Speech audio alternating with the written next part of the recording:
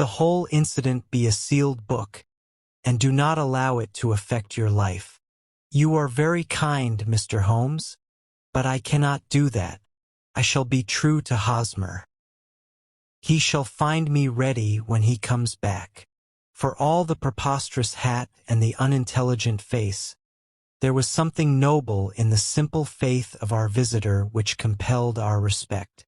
She laid her little bundle of papers upon the table and went her way, with a promise to come again whenever she might be summoned. Sherlock Holmes sat silent for a few minutes with his fingertips still pressed together, his legs stretched out in front of him, and his gaze directed upward to the ceiling. Then he took down from the rack the old and oily clay pipe, which was to him as a counselor, and having lit it, he leaned back in his chair, with the thick blue cloud wreaths spinning up from him, and a look of infinite laziness in his face. "Quite an interesting study, that maiden," he observed. "I found her more interesting than her little problem, which, by the way, is rather an unoriginal one. You will find parallel cases if you consult my index in Andover in '77, and there was something of the sort at The Hague last year. Old as is the idea, however, there were one or two details which were new to me. But the maiden herself was most instructive. You appeared to read a good deal upon her which was quite invisible to me," I remarked. "Not invisible but unnoticed, Watson. You did not know where to look, and so you missed all that was important. I can never bring you to realize the importance of sleeves, the suggestiveness of thumb nails, or the great issues that may hang from a boot lace. Now, what did you gather from that woman's appearance? Describe it." "Well, she had a slate-colored, broad-brimmed straw hat, with a red feather. Her jacket was black, with black beads sewn upon it, and a fringe of little black jet ornaments. Her dress was brown, rather darker than coffee color, with a little purple plush at the neck and sleeves. Her gloves were grayish and were worn through at the right forefinger. Her boots I didn't observe. She had small round, hanging gold earrings, and a general air of being fairly well-to-do in a vulgar, comfortable, easy-going way." Sherlock Holmes clapped his hands softly together and chuckled. "Upon my word, Watson, you are coming along wonderfully. You have really done very well indeed. It is true that you have missed everything of importance, but you have hit upon the method, and you have a quick eye for color. Never trust to general impressions, my boy, but concentrate yourself upon details. My first glance is always at a woman's sleeve. In a man it is perhaps better first to take the knee of the trouser. As you observe, this woman had plush upon her sleeves, which is a most useful material for showing traces. The double line a little above the wrist, where the typist presses against the table, was beautifully defined. The sewing machine of the hand type leaves a similar mark, but only on the left arm, and on the side of it farthest from the thumb, instead of being right across the broadest part, as this was. I then glanced at her face, and, observing the impressions of a pince-nez at either side of her nose, I ventured a remark upon short sight and typewriting, which seemed to surprise her. It surprised me, but surely it was obvious. I was then much surprised and interested on glancing down to observe that, though the boots which she was wearing were not unlike each other, they were really odd ones, the one having a slightly decorated toe cap and the other a plain one. One was buttoned only in the 2 lower buttons out of 5, and the other at the 1st, 3rd, and 5th. Now, when you see that a young lady, otherwise neatly dressed, has come away from home with odd boots, half-buttoned, it is no great deduction to say that she came away in a hurry. "And what else?" I asked, keenly interested, as I always was, by my friend's incisive reasoning. I noted, in passing, that she had written a note before leaving home but after being fully dressed. You observed that her right glove was torn at the forefinger, but you did not apparently see that both glove and finger were stained with violet ink. She had written in a hurry and dipped her pen too deep. It must have been this morning, or the mark would not remain clear upon the finger. All this is amusing, though rather elementary, but I must go back to business, Watson. Would you mind reading me the advertised description of Mr. Hosmer Angel? I held the little printed slip to the light. Missing, it said, on the morning of the 14th, a gentleman named Hosmer Angel, about 5 feet 7 in height, strongly built, yellow complexion, black hair, a little bald in the center, bushy, black side whiskers and mustache, tinted glasses, slight infirmity of speech, was dressed, when last seen, in black frock coat faced with silk, black waistcoat, gold Albert chain, and gray Harris tweed trousers, with brown elastic, sided boots. Known to have been employed in an office in Leadenhall Street. Anybody bringing? That will do, said Holmes. As to the letters, he continued, glancing over them, they are very commonplace. Absolutely no clue in them to Mr. Angel, save that he quotes Balzac once. There is one remarkable point, however, which will no doubt strike you. They are typewritten, I remarked. Not only that, but the signature is typewritten. Look at the neat little Hosmer Angel at the bottom. There is a date, you see, but nothing else except Leadenhall Street, which is rather vague. The point about the signature is very suggestive. In fact, we may call it conclusive. Of what? My dear fellow, is it possible you do not see how strongly it bears upon the case? I cannot say that I do unless it were that he wished to be able to deny his signature if an action for breach of promise were instituted. No, that was not the point. However, I shall write 2 letters which should settle the matter.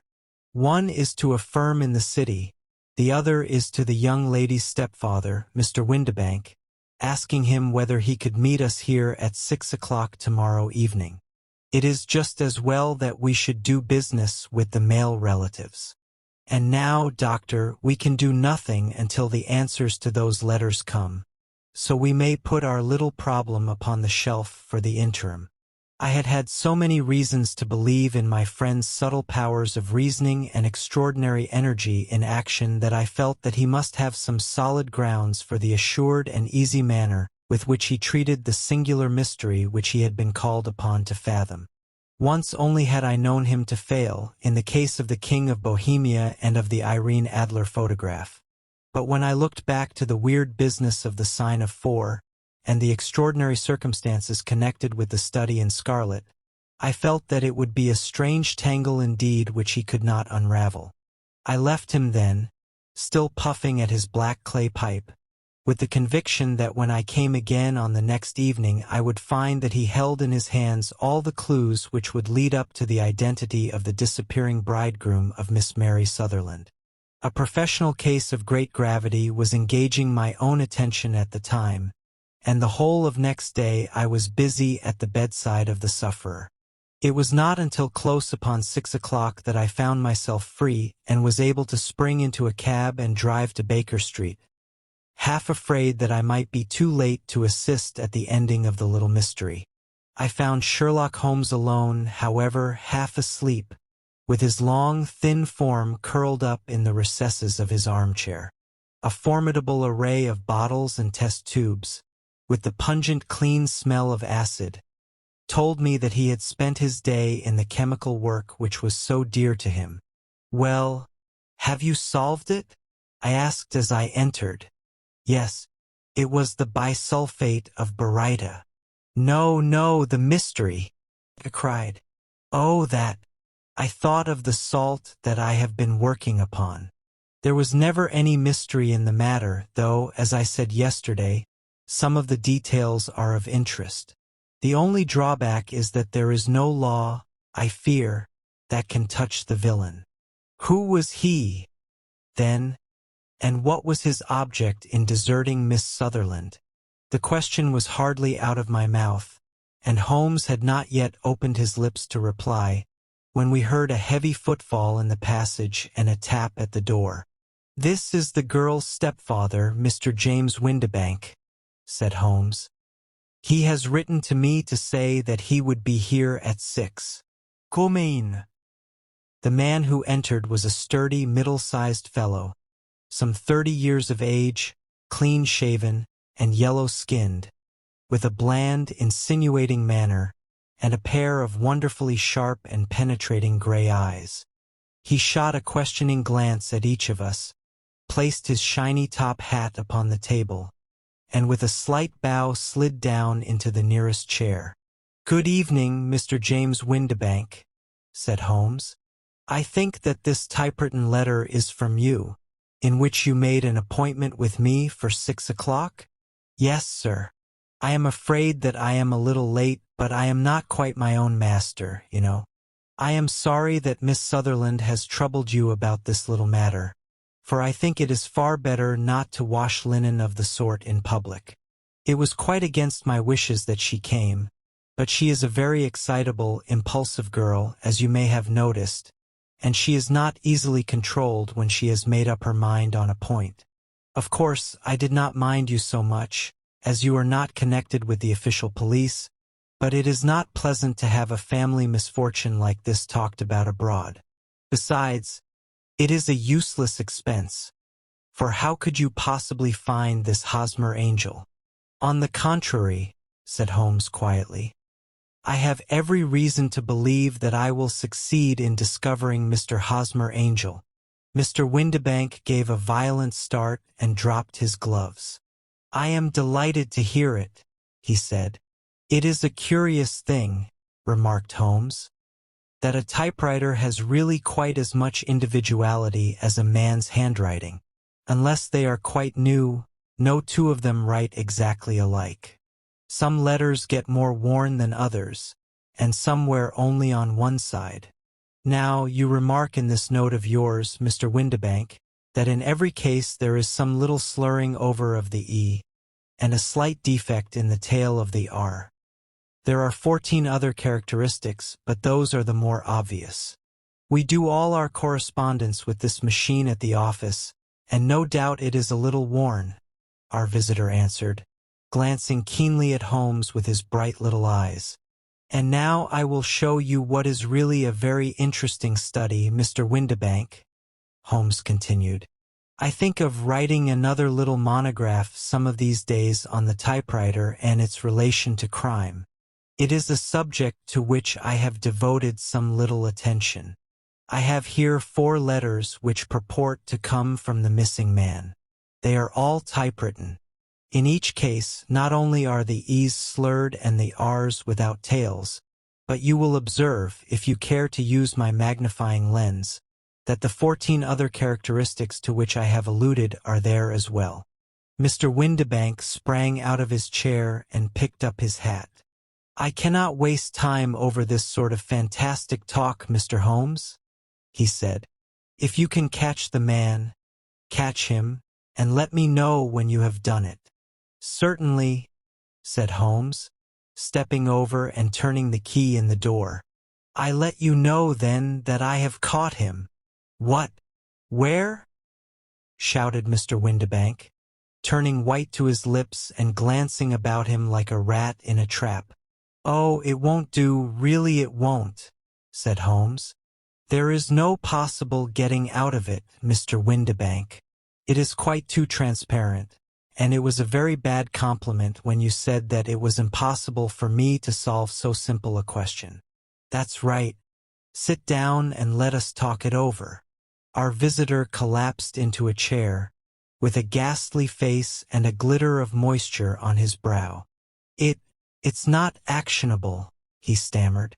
"I am very much afraid that it is not. But between ourselves, Windibank, it was as cruel and selfish and heartless a trick in a petty way as ever came before me. Now, let me just run over the course of events, and you will contradict me if I go wrong."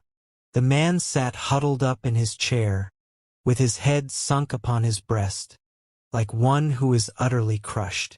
Holmes stuck his feet up on the corner of the mantelpiece and, leaning back with his hands in his pockets, began talking, rather to himself, as it seemed, than to us. "The man married a woman very much older than himself for her money," said he, "and he enjoyed the use of the money of the daughter as long as she lived with them. It was a considerable sum for people in their position, and the loss of it would have made a serious difference.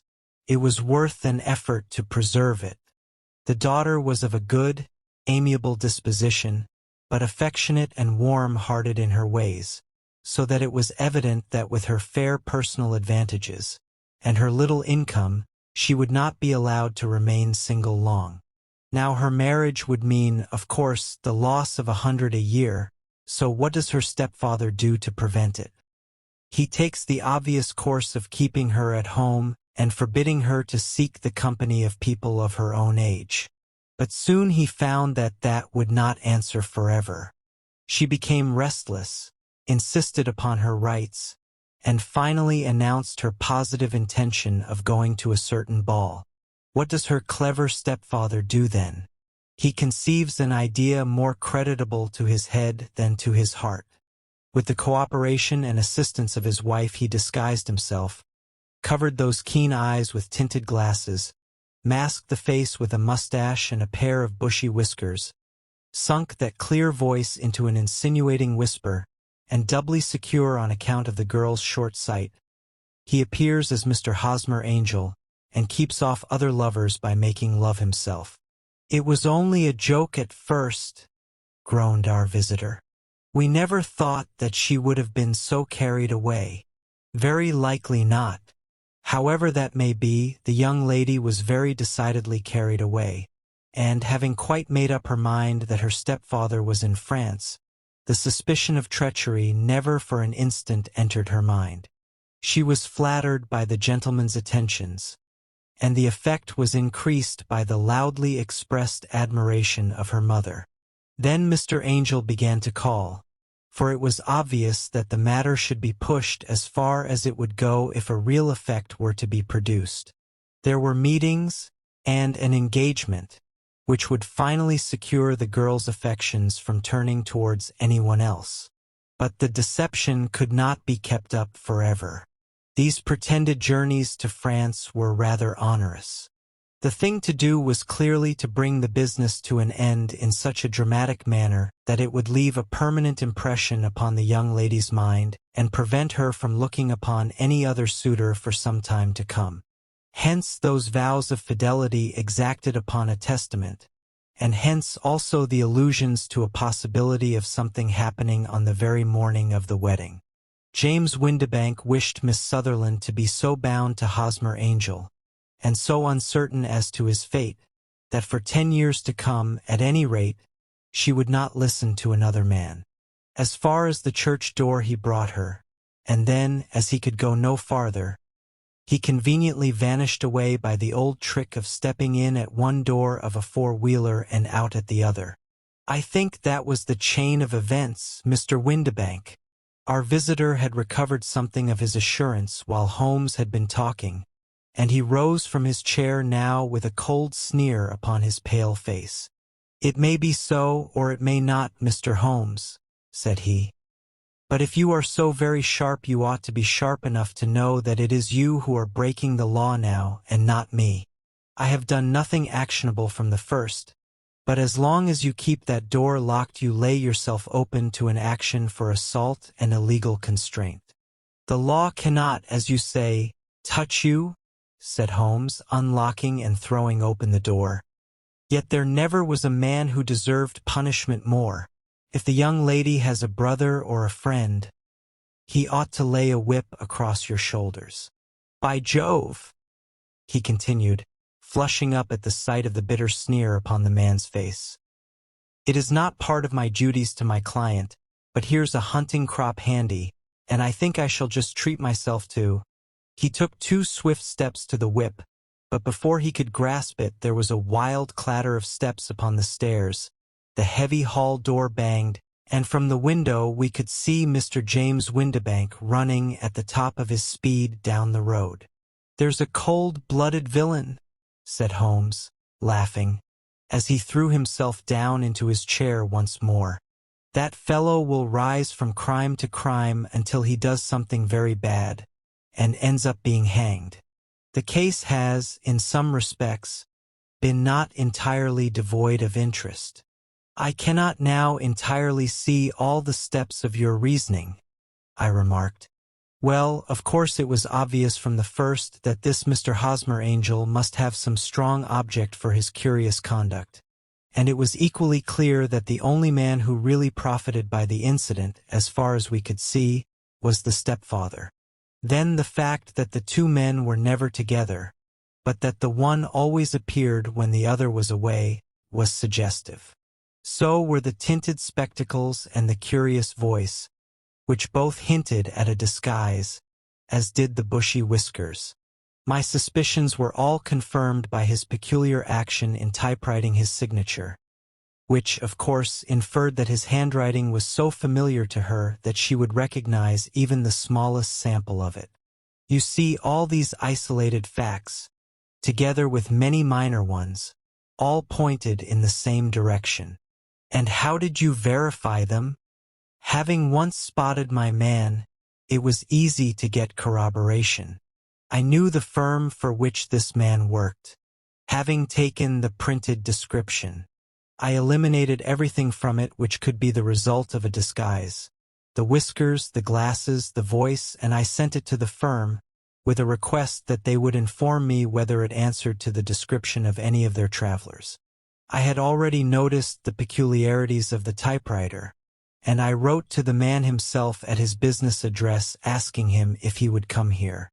As I expected, his reply was typewritten and revealed the same trivial but characteristic defects. The same post brought me a letter from Westhouse and Marbank of Fenchurch Street to say that the description tallied in every respect with that of their employee, James Windibank. Voilà tout. And Miss Sutherland? If I tell her, she will not believe me.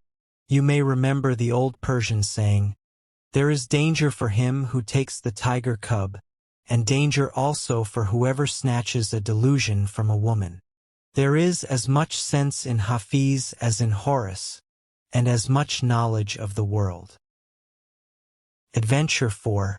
The Boscombe Valley Mystery.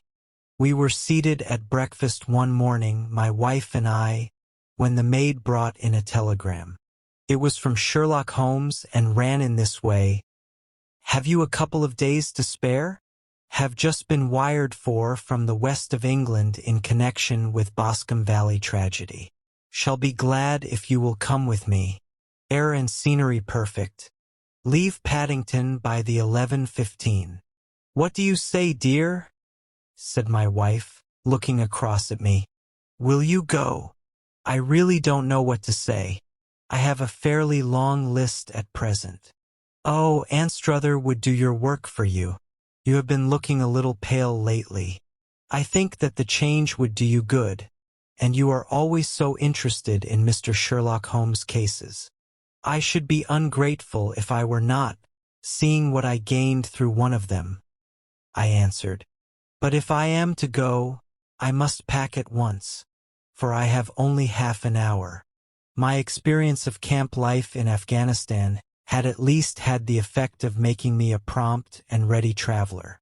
My wants were few and simple, so that in less than the time stated I was in a cab with my suitcase, rattling away to Paddington Station. Sherlock Holmes was pacing up and down the platform, his tall, gaunt figure made even gaunter and taller by his long gray traveling cloak and close-fitting cloth cap. "It is really very good of you to come, Watson," said he. "It makes a considerable difference to me, having someone with me on whom I can thoroughly rely. Local aid is always either worthless or else biased. If you will keep the 2 corner seats, I shall get the tickets." We had the carriage to ourselves save for an immense litter of papers which Holmes had brought with him. Among these he rummaged and read, with intervals of note, taking, and of meditation, until we were past reading. Then he suddenly rolled them all into a gigantic ball and tossed them up onto the rack. "Have you heard anything of the case?" he asked. "Not a word. I have not seen a paper for some days. The London press has not had very full accounts. I have just been looking through all the recent papers in order to master the particulars. It seems, from what I gather, to be one of those simple cases which are so extremely difficult." That sounds a little paradoxical, but it is profoundly true. Singularity is almost invariably a clue. The more featureless and commonplace a crime is, the more difficult it is to bring it home. In this case, however, they have established a very serious case against the son of the murdered man. It is a murder, then? Well, it is conjectured to be so. I shall take nothing for granted until I have the opportunity of looking personally into it. I will explain the state of things to you, as far as I have been able to understand it, in a very few words. Boscombe Valley is a country district not very far from Ross, in Herefordshire. The largest landed proprietor in that part is a Mr. John Turner, who made his money in Australia and returned some years ago to the old country. One of the farms which he held, that of Hatherley, was let to Mr. Charles McCarthy, who was also an ex-Australian. The men had known each other in the colonies, so that it was not unnatural that when they came to settle down they should do so as near each other as possible. Turner was apparently the richer man, so McCarthy became his tenant but still remained, it seems, upon terms of perfect equality, as they were frequently together. McCarthy had one son, a lad of 18, and Turner had an only daughter of the same age, but neither of them had wives living. They appear to have avoided the society of the neighboring English families and to have led retired lives, though both the McCarthys were fond of sport and were frequently seen at the race meetings of the neighborhood. McCarthy kept 2 servants, a man and a girl. Turner had a considerable household, some half-dozen at the least. That is as much as I have been able to gather about the families. Now for the facts. On June 3rd, that is, on Monday last, McCarthy left his house at Hatherley about 3 in the afternoon and walked down to the Boscombe Pool, which is a small lake formed by the spreading out of the stream which runs down the Boscombe Valley. He had been out with his serving man in the morning at Ross, and he had told the man that he must hurry, as he had an appointment of importance to keep at 3. From that appointment he never came back alive. From Hatherley Farm House to the Boscombe Pool is a quarter of a mile, and 2 people saw him as he passed over this ground. One was an old woman, whose name is not mentioned, and the other was William Crowder, a gamekeeper in the employ of Mr. Turner. Both these witnesses depose that Mr. McCarthy was walking alone. The gamekeeper adds that within a few minutes of his seeing Mr. McCarthy pass he had seen his son, Mr. James McCarthy, going the same way with a gun under his arm. To the best of his belief, the father was actually in sight at the time, and the son was following him. He thought no more of the matter until he heard in the evening of the tragedy that had occurred. The 2 McCarthys were seen after the time when William Crowder, the gamekeeper, lost sight of them. The Boscombe Pool is thickly wooded round, with just a fringe of grass and of reeds round the edge. A girl of 14, Patience Moran, who is the daughter of the lodge-keeper of the Boscombe Valley estate, was in one of the woods picking flowers. She states that while she was there she saw, at the border of the wood and close by the lake, Mr. McCarthy and his son, and that they appeared to be having a violent quarrel. She heard Mr. McCarthy the elder using very strong language to his son, and she saw the latter raise up his hand as if to strike his father.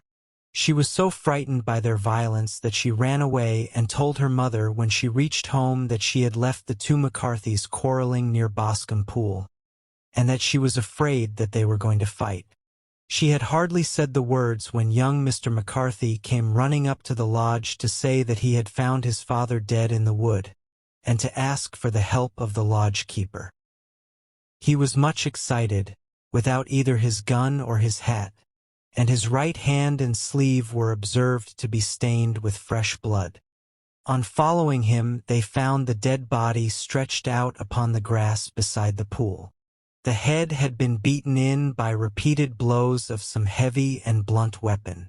The injuries were such as might very well have been inflicted by the butt end of his son's gun, which was found lying on the grass within a few paces of the body.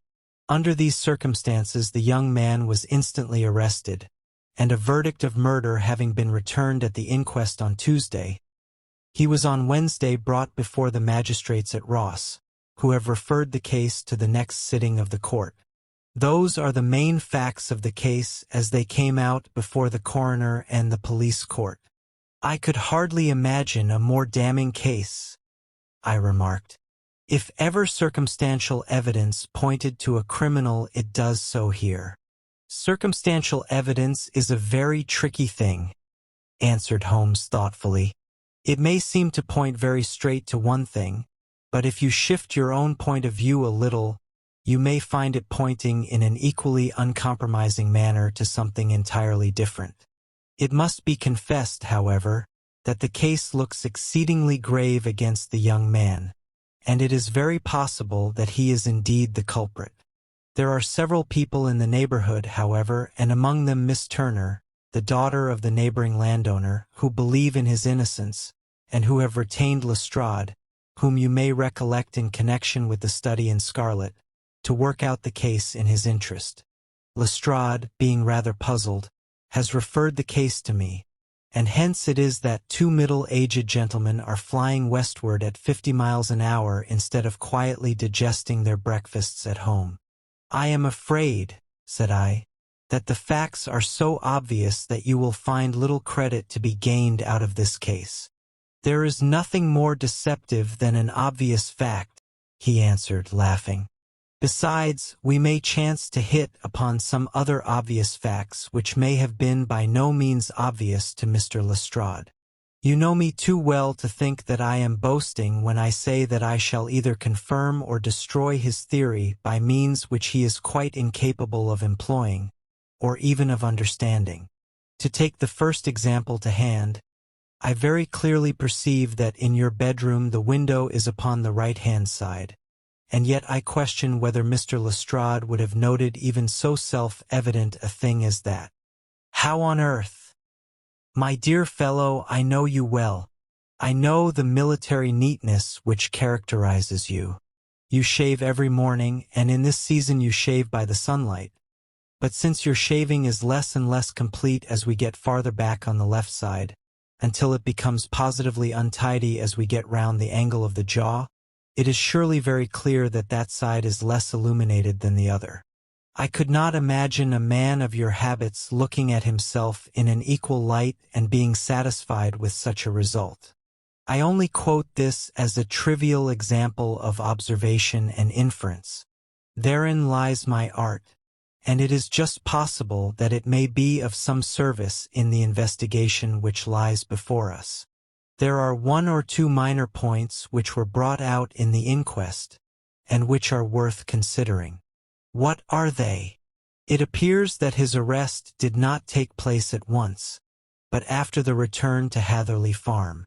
On the inspector of constabulary informing him that he was a prisoner, he remarked that he was not surprised to hear it, and that it was no more than his deserts.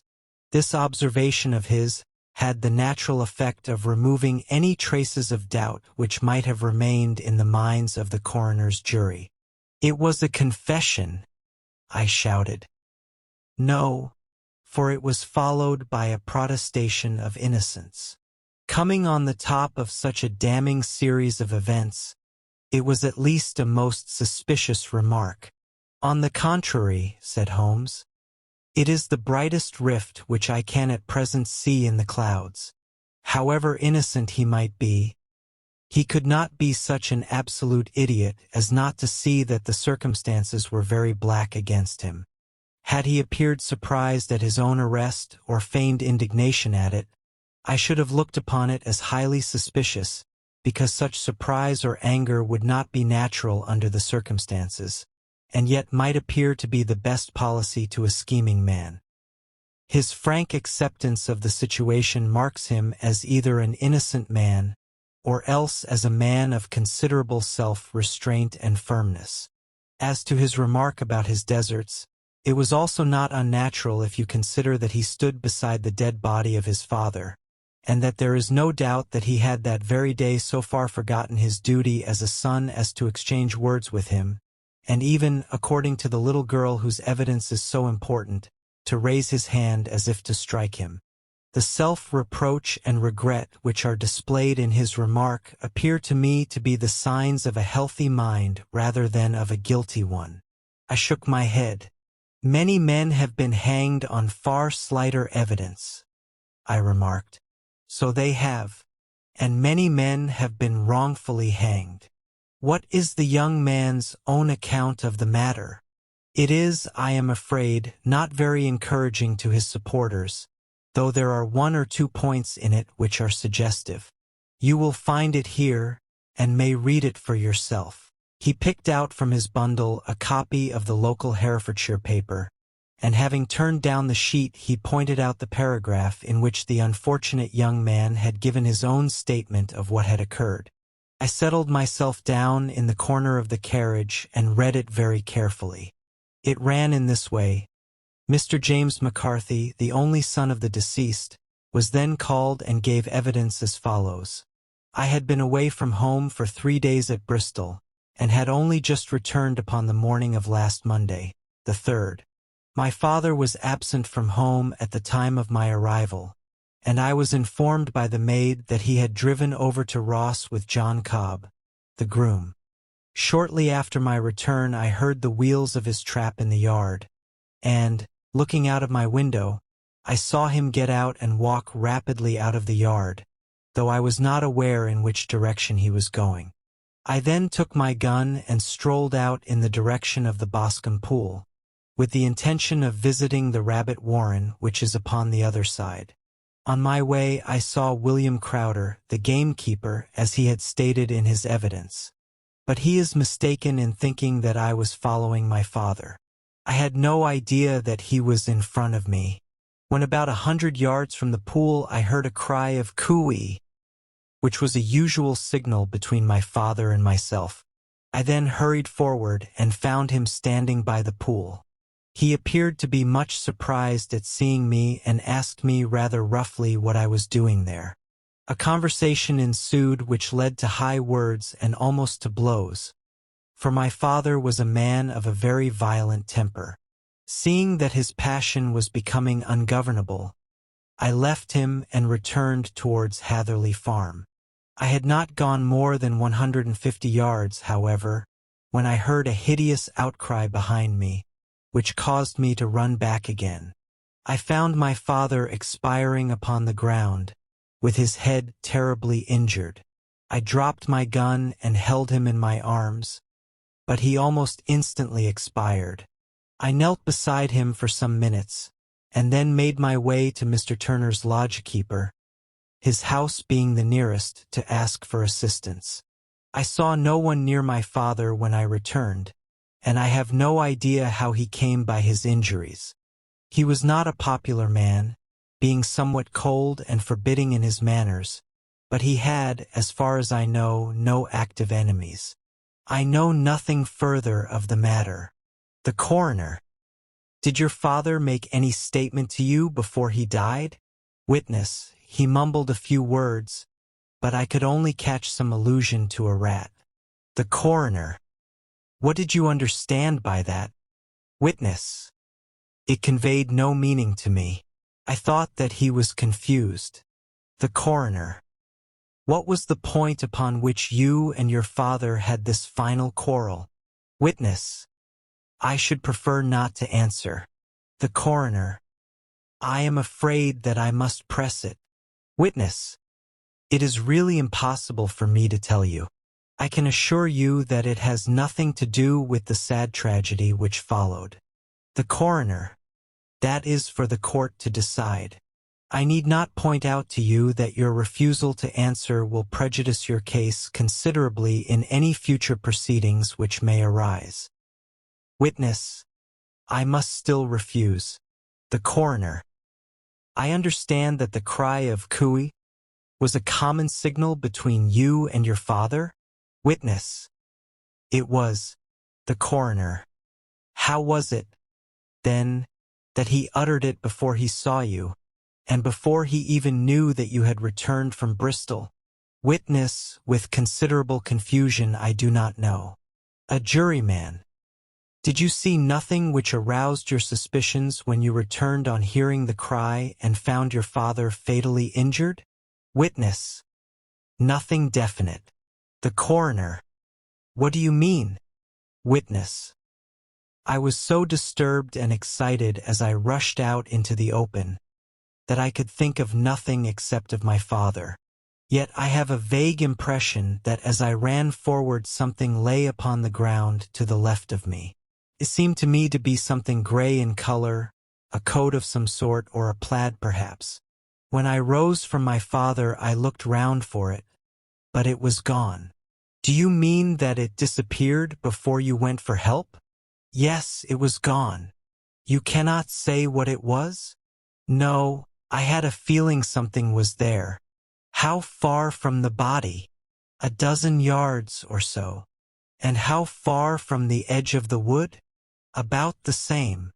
Then, if it was removed, it was while you were within 12 yards of it? Yes, but with my back towards it. This concluded the examination of the witness. I see, said I as I glanced down the column, that the coroner in his concluding remarks was rather severe upon young McCarthy.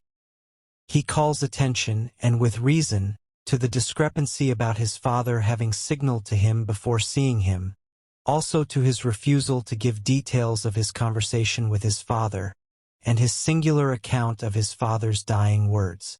They are all, as he remarks, very much against the sun. Holmes laughed softly to himself and stretched himself out upon the cushioned seat. Both you and the coroner have been at some pains, said he, to single out the very strongest points in the young man's favor.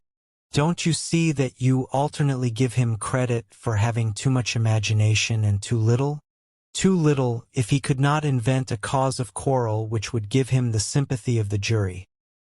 Too much if he evolved from his own inner consciousness anything so outrageous as a dying reference to a rat and the incident of the vanishing cloth. No, sir, I shall approach this case from the point of view that what this young man says is true, and we shall see where that hypothesis will lead us. And now here is my pocket Petrarch, and not another word shall I say of this case until we are on the scene of action. We lunch at Swindon, and I see that we shall be there in 20 minutes. It was nearly 4 o'clock when we at last, after passing through the beautiful Stroud Valley, and over the broad gleaming Severn, found ourselves at the pretty little country town of Ross.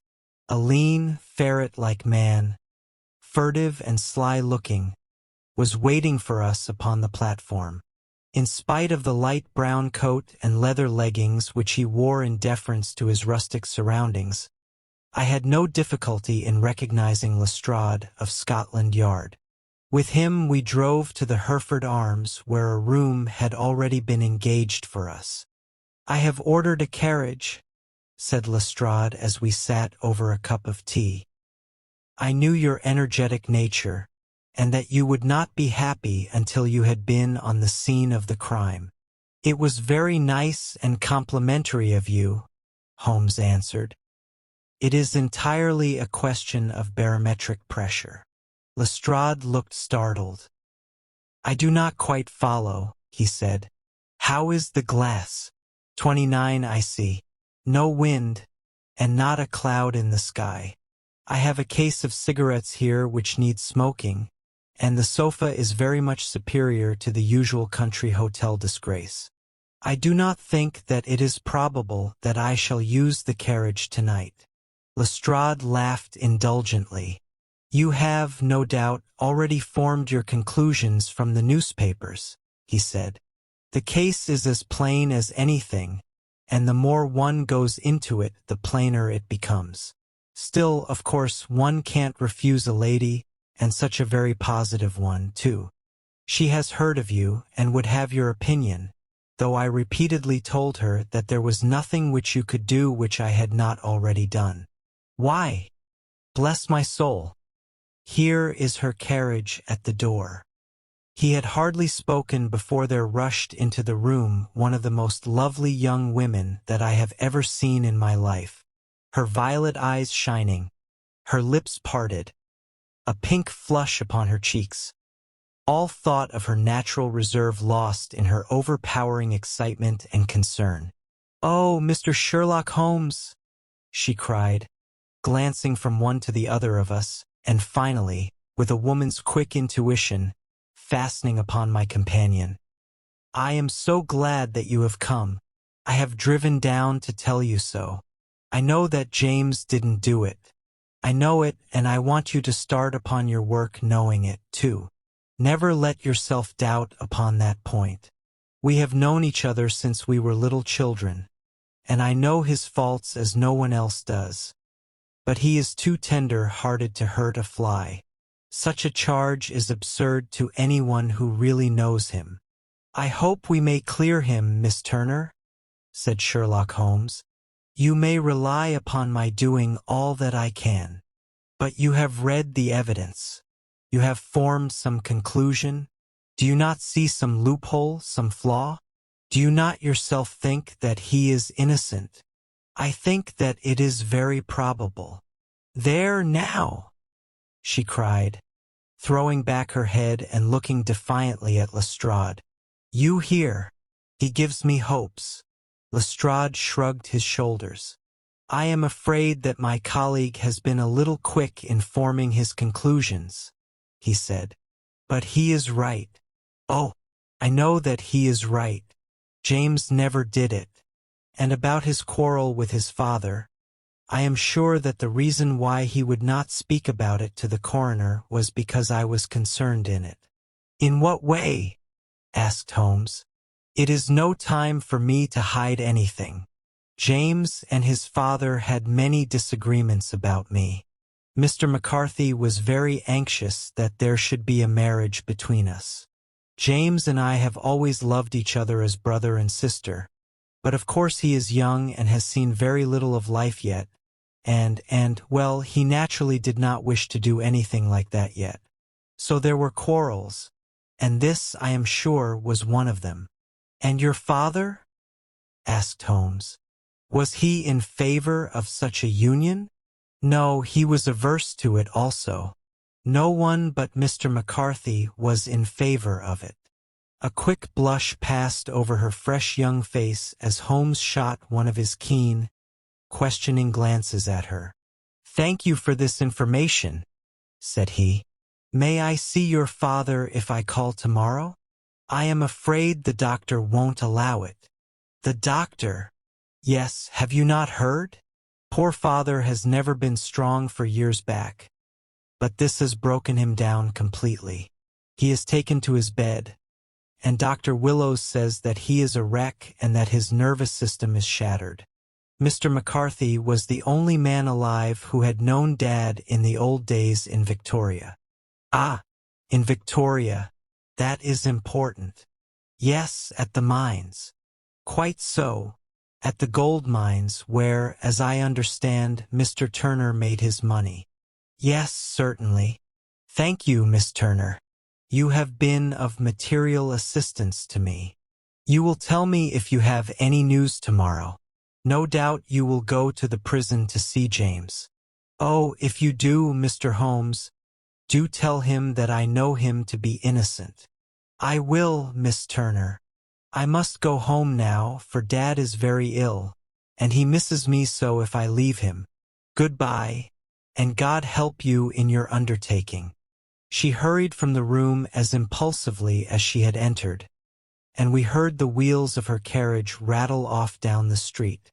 "I am ashamed of you, Holmes," said Lestrade with dignity after a few minutes' silence. "Why should you raise up hopes which you are bound to disappoint?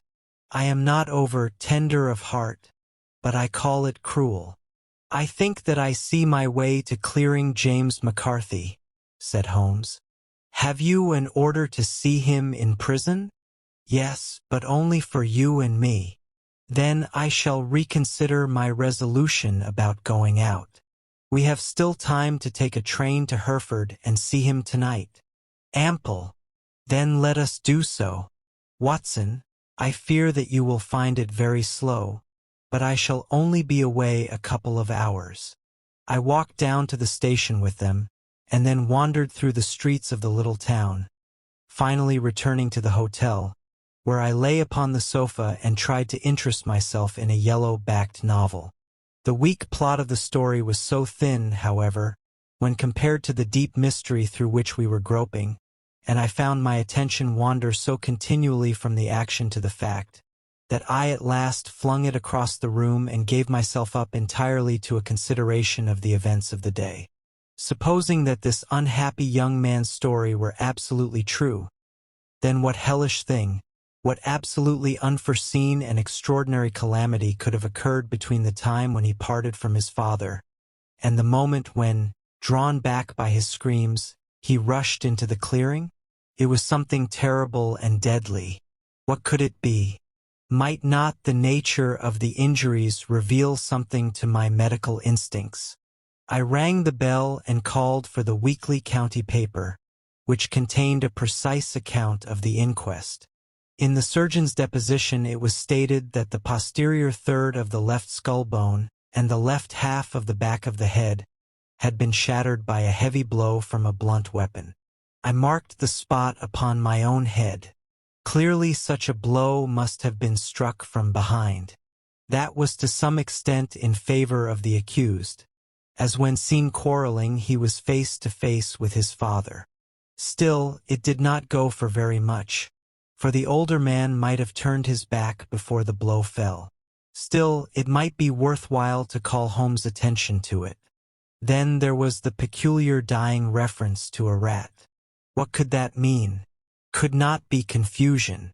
A man dying from a sudden blow does not commonly become confused. No, it was more likely to be an attempt to explain how he met his fate. But what could it indicate?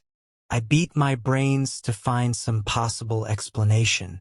And then the incident of the gray cloth seen by young McCarthy.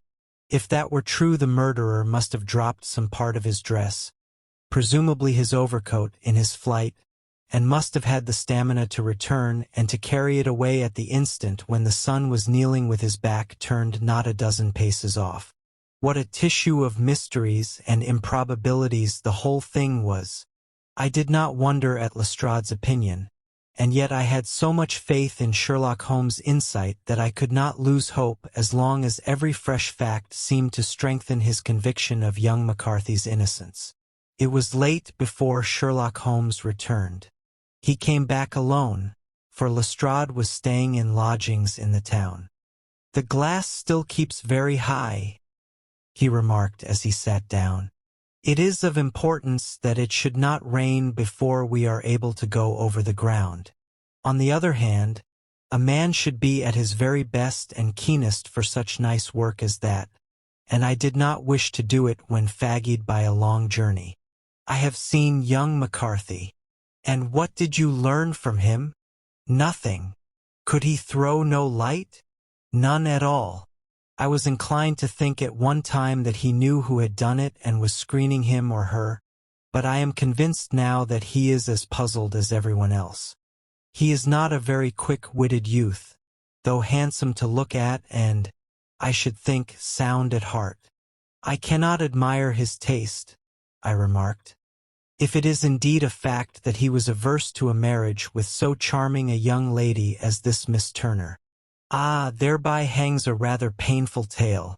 This fellow is madly, insanely in love with her, but some 2 years ago, when he was only a lad, and before he really knew her, for she had been away 5 years at a boarding school, What does the idiot do but get into the clutches of a barmaid in Bristol and marry her at a registry office? No one knows a word of the matter, but you can imagine how maddening it must be to him to be told off for not doing what he would give his very eyes to do, but what he knows to be absolutely impossible. It was sheer frenzy of this sort which made him throw his hands up into the air when his father, at their last interview, was urging him on to propose to Miss Turner. On the other hand, he had no means of supporting himself, and his father, who was by all accounts a very hard man, would have thrown him over utterly had he known the truth. It was with his barmaid wife that he had spent the last 3 days in Bristol, and his father did not know where he was. Mark that point. It is of importance. Good has come out of evil, however, for the barmaid, finding from the papers that he is in serious trouble and likely to be hanged, has thrown him over utterly and has written to him to say that she has a husband already in the Bermuda dockyard, so that there is really no tie between them. I think that that bit of news has consoled young McCarthy for all that he has suffered. But if he is innocent, who has done it? Ah, who? I would call your attention very particularly to 2 points. One is that the murdered man had an appointment with someone at the pool, and that the someone could not have been his son, for his son was away, and he did not know when he would return. The second is that the murdered man was heard to cry "cooey" before he knew that his son had returned. Those are the crucial points upon which the case depends. And now let us talk about George Meredith, if you please, and we shall leave all minor matters until tomorrow. There was no rain, as Holmes had predicted, and the morning broke bright and cloudless. At 9 o'clock Lestrade called for us with the carriage, and we set off for Hatherley Farm and the Boscombe Pool. "There is serious news this morning," Lestrade observed. "It is said that Mr. Turner, of the Hall, is so ill that his life is despaired of." "An elderly man, I presume?" said Holmes. "About 60, but his constitution has been shattered by his life abroad, and he has been in failing health for some time. This business has had a very bad effect upon him. He was an old friend of McCarthy's, and, I may add, a great benefactor to him, for I have learned that he gave him Hatherley Farm rent-free." "Indeed, that is interesting," said Holmes. "Oh, yes, in 100 other ways he has helped him. Everybody about here speaks of his kindness to him." "Really?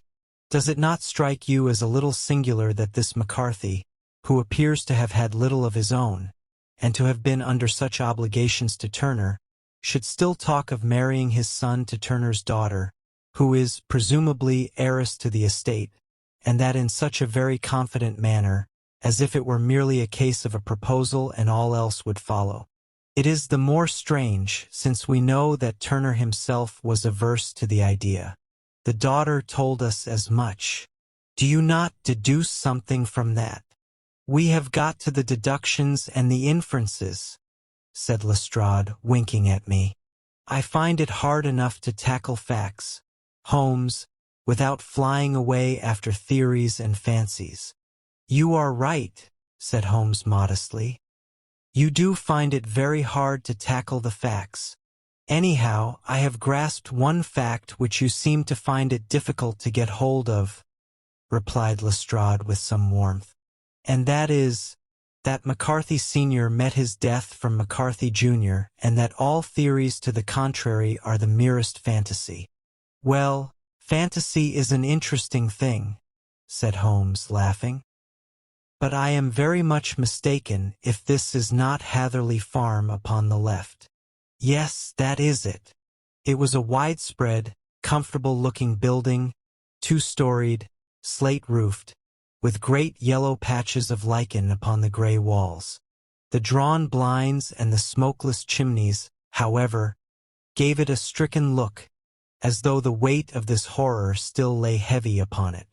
We called at the door, when the maid, at Holmes' request, showed us the boots which her master wore at the time of his death, and also a pair of the son's, though not the pair which he had then had.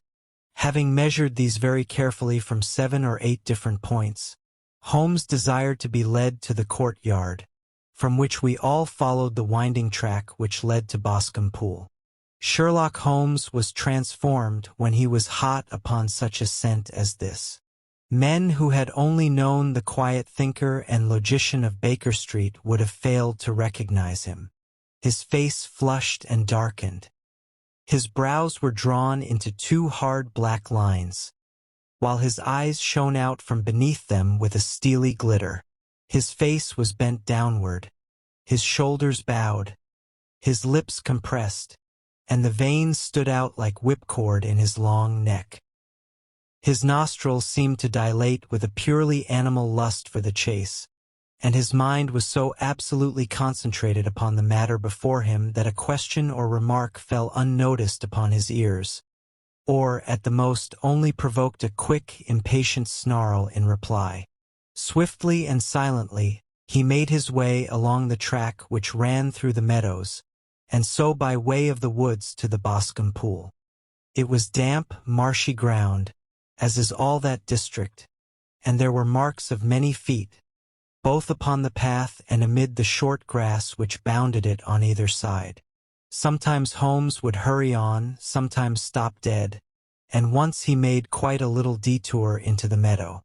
Lestrade and I walked behind him, the detective indifferent and contemptuous, while I watched my friend with the interest which sprang from the conviction that every one of his actions was directed towards a definite end. The Boscombe Pool, which is a little reed-filled sheet of water some 50 yards across, is situated at the boundary between the Hatherley farm and the private park of the wealthy Mr. Turner. Above the woods which lined it upon the farther side we could see the red, jutting pinnacles which marked the site of the rich landowner's dwelling. On the Hatherley side of the pool the woods grew very thick, and there was a narrow belt of wet grass 20 paces across between the edge of the trees and the reeds which lined the lake. Lestrade showed us the exact spot at which the body had been found, and, indeed, so moist was the ground, that I could plainly see the traces which had been left by the fall of the stricken man. To Holmes, as I could see by his eager face and peering eyes, very many other things were to be read upon the trampled grass. He ran round, like a dog who is picking up a scent, and then turned upon my companion. "What did you go into the pool for?" he asked. "I fished about with a rake. I thought there might be some weapon or other trace. But how on earth—" "Oh, tut, tut! I have no time. That left foot of yours with its inward twist is all over the place. A mole could trace it, and there it vanishes among the reeds. Oh, how simple it would all have been had I been here before they came like a herd of buffalo and wallowed all over it. Here is where the party with the lodge-keeper came, and they have covered all tracks for 6 or 8 feet round the body. But here are 3 separate tracks of the same feet." He drew out a lens and lay down upon his waterproof to have a better view, talking all the time rather to himself than to us. "These are young McCarthy's feet. Twice he was walking, and once he ran swiftly, so that the soles are deeply marked and the heels hardly visible. That bears out his story. He ran when he saw his father on the ground. Then here are the father's feet as he paced up and down. What is this, then? It is the butt end of the gun as the son stood listening. And this? Ha, ha! What have we here? Tiptoes. Tiptoes. Square. 2 quite unusual boots. They come, they go, they come again. Of course that was for the cloak. Now where did they come from?" He ran up and down, sometimes losing, sometimes finding the track until we were well within the edge of the wood and under the shadow of a great beech, the largest tree in the neighborhood. Holmes traced his way to the farther side of this and lay down once more upon his face with a little cry of satisfaction. For a long time he remained there, turning over the leaves and dried sticks, gathering up what seemed to me to be dust into an envelope and examining with his lens not only the ground but even the bark of the tree as far as he could reach. A jagged stone was lying among the moss, and this also he carefully examined and retained. Then he followed a pathway through the wood until he came to the highroad, where all traces were lost. "It has been a case of considerable interest," he remarked, returning to his natural manner. "I fancy that this grey house on the right must be the lodge. I think that I will go in and have a word with Moran, and perhaps write a little note. Having done that, we may drive back to our luncheon. You may walk to the cab, and I shall be with you presently." It was about 10 minutes before we regained our cab and drove back into Ross, Holmes still carrying with him the stone which he had picked up in the wood. "This may interest you, Lestrade," he remarked, holding it out. "The murder was done with it. I see no marks. There are none." "How do you know, then?" "The grass was growing under it. It had only lain there a few days. There was no sign of a place whence it had been taken. Corresponds with the injuries. There is no sign of any other weapon." "And the murderer?" "Is a tall man, left-handed, limps with the right leg, wears thick-soled shooting boots and a gray cloak, smokes Indian cigars, uses a cigar holder, and carries a blunt penknife in his pocket.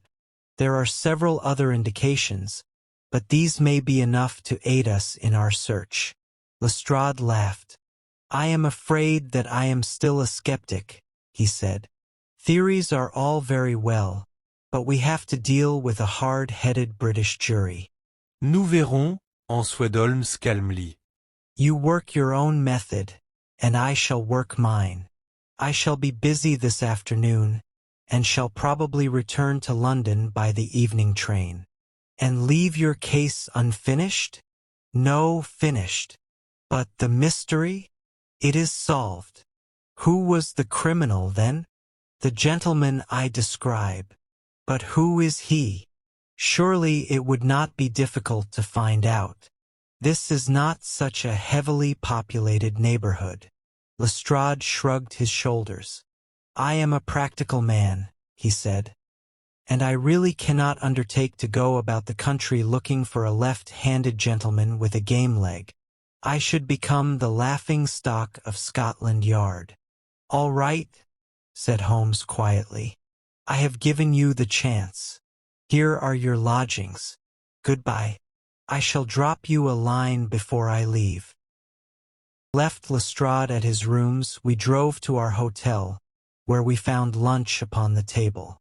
Holmes was silent and buried in thought with a pained expression upon his face, as one who finds himself in a perplexing position.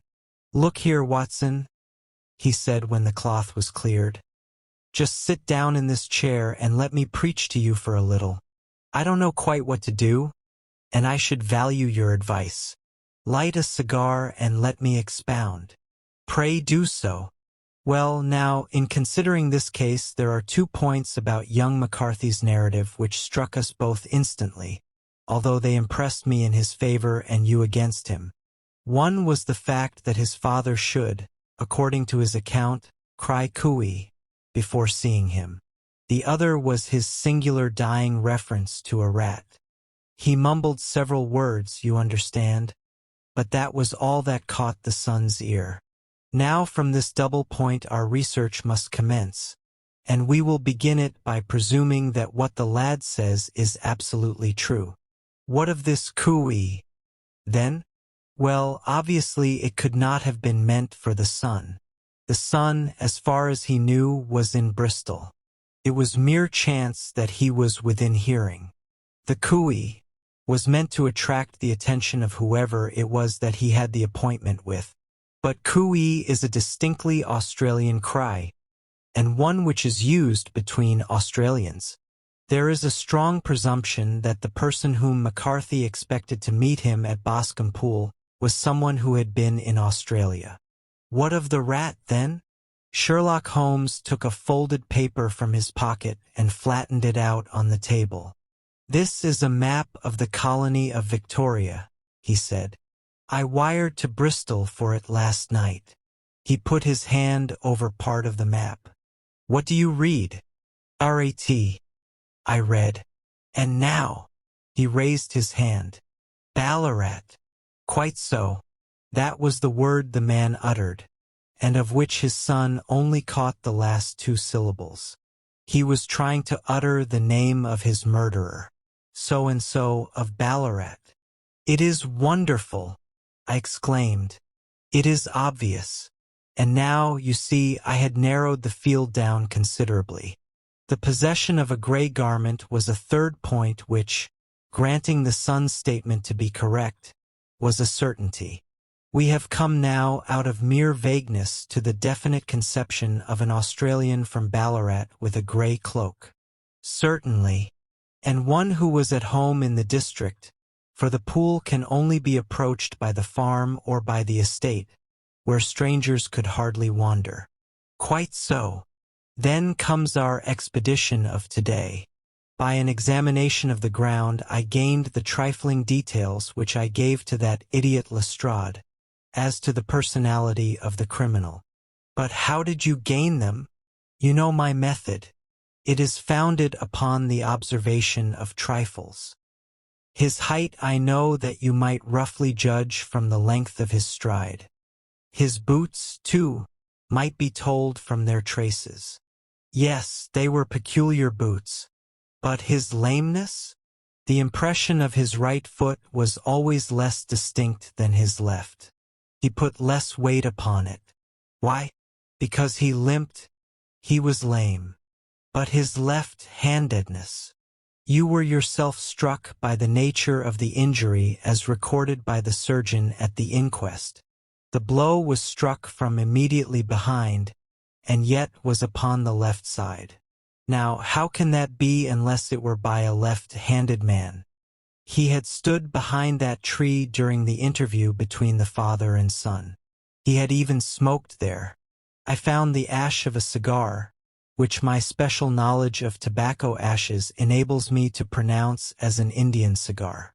I have, as you know, devoted some attention to this, and written a little monograph on the ashes of 140 different varieties of pipe, cigar, and cigarette tobacco. Having found the ash, I then looked round and discovered the stump among the moss where he had tossed it. It was an Indian cigar, of the variety which are rolled in Rotterdam. And the cigar holder? I could see that the end had not been in his mouth. Therefore he used a holder. The tip had been cut off, not bitten off, but the cut was not a clean one, so I deduced a blunt penknife. Holmes, I said, you have drawn a net round this man from which he cannot escape, and you have saved an innocent human life as truly as if you had cut the cord which was hanging him. I see the direction in which all this points. The culprit is Mr. John Turner, cried the hotel waiter, opening the door of our sitting room and ushering in a visitor.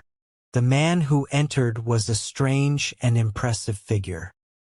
His slow, limping step and bowed shoulders gave the appearance of old age, and yet his hard, deep-lined, craggy features and his enormous limbs showed that he was possessed of unusual strength of body and of character. His tangled beard, graying hair, and outstanding, drooping eyebrows combined to give an air of dignity and power to his appearance, but his face was of an ashen white, while his lips and the corners of his nostrils were tinged with a shade of blue. It was clear to me at a glance that he was in the grip of some deadly and chronic disease.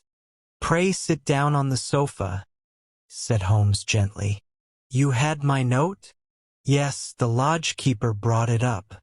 You said that you wished to see me here to avoid scandal. I thought people would talk if I went to the hall. And why did you wish to see me?" He looked across at my companion with despair in his weary eyes, as though his question was already answered. "Yes," said Holmes, answering the look rather than the words. "It is so. I know all about McCarthy." The old man sank his face in his hands. "God help me," he cried, "but I would not have let the young man come to harm. I give you my word that I would have spoken out if it went against him at the court. I am glad to hear you say so, said Holmes gravely. I would have spoken now had it not been for my dear girl. It would break her heart. It will break her heart when she hears that I am arrested.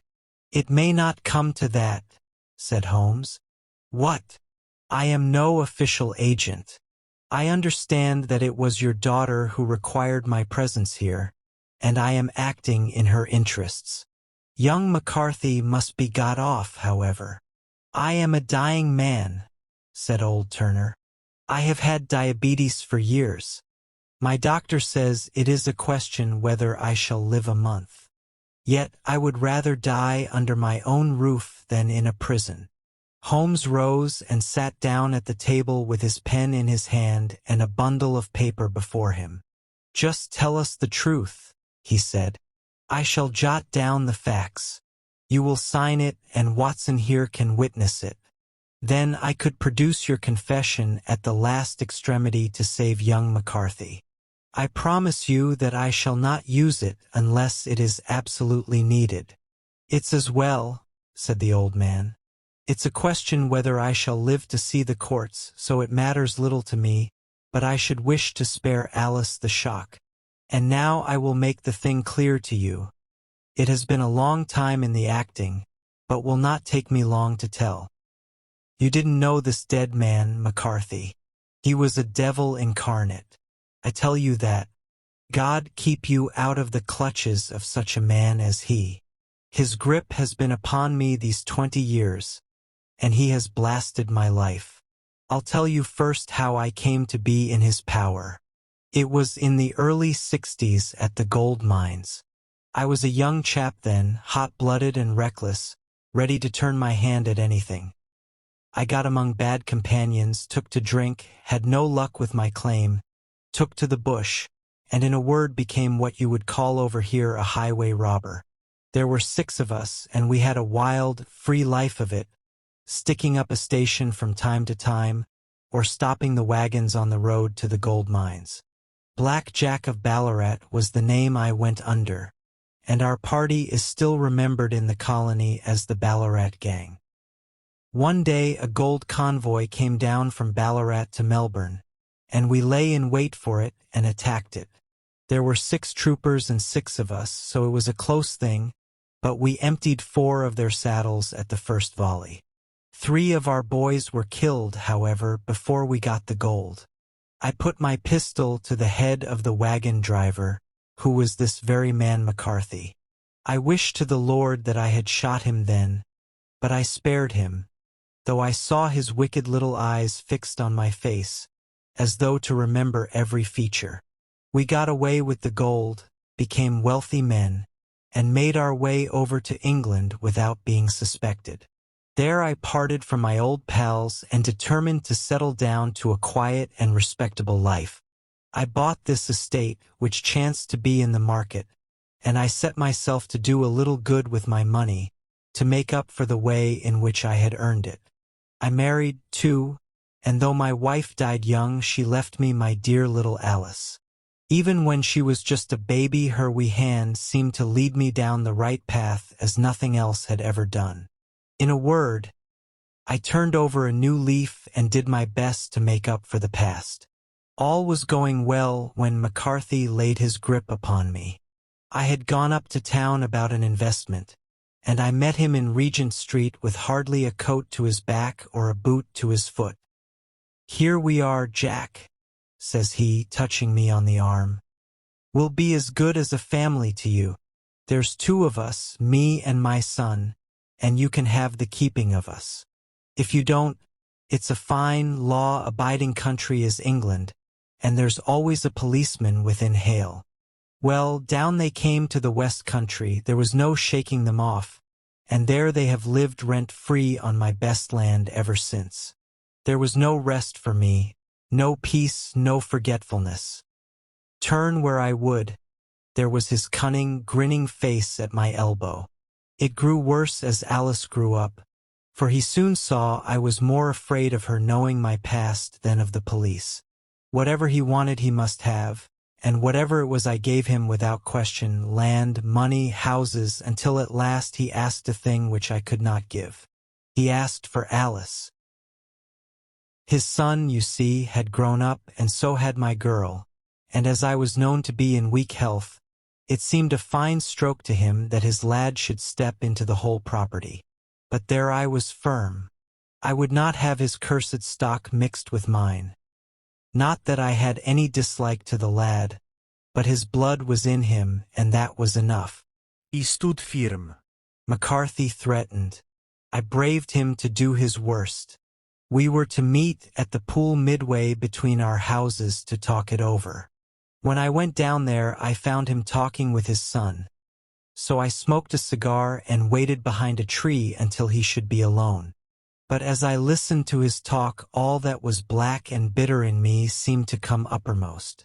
He was urging his son to marry my daughter with as little regard for what she might think as if she were a woman from off the streets. It drove me mad to think that I and all that I held most dear should be in the power of such a man as this. Could I not snap the bond? I was already a dying and a desperate man. Though clear of mind and fairly strong of limb, I knew that my own fate was sealed. But my memory and my girl, both could be saved if I could but silence that foul tongue. I did it, Mr. Holmes. I would do it again. Deeply as I have sinned, I have led a life of martyrdom to atone for it. But that my girl should be entangled in the same meshes which held me was more than I could suffer. I struck him down with no more hesitation than if he had been some foul and venomous beast. His cry brought back his son. But I had gained the cover of the wood, though I was forced to go back to fetch the cloak which I had dropped in my flight. That is the true story, gentlemen, of all that occurred.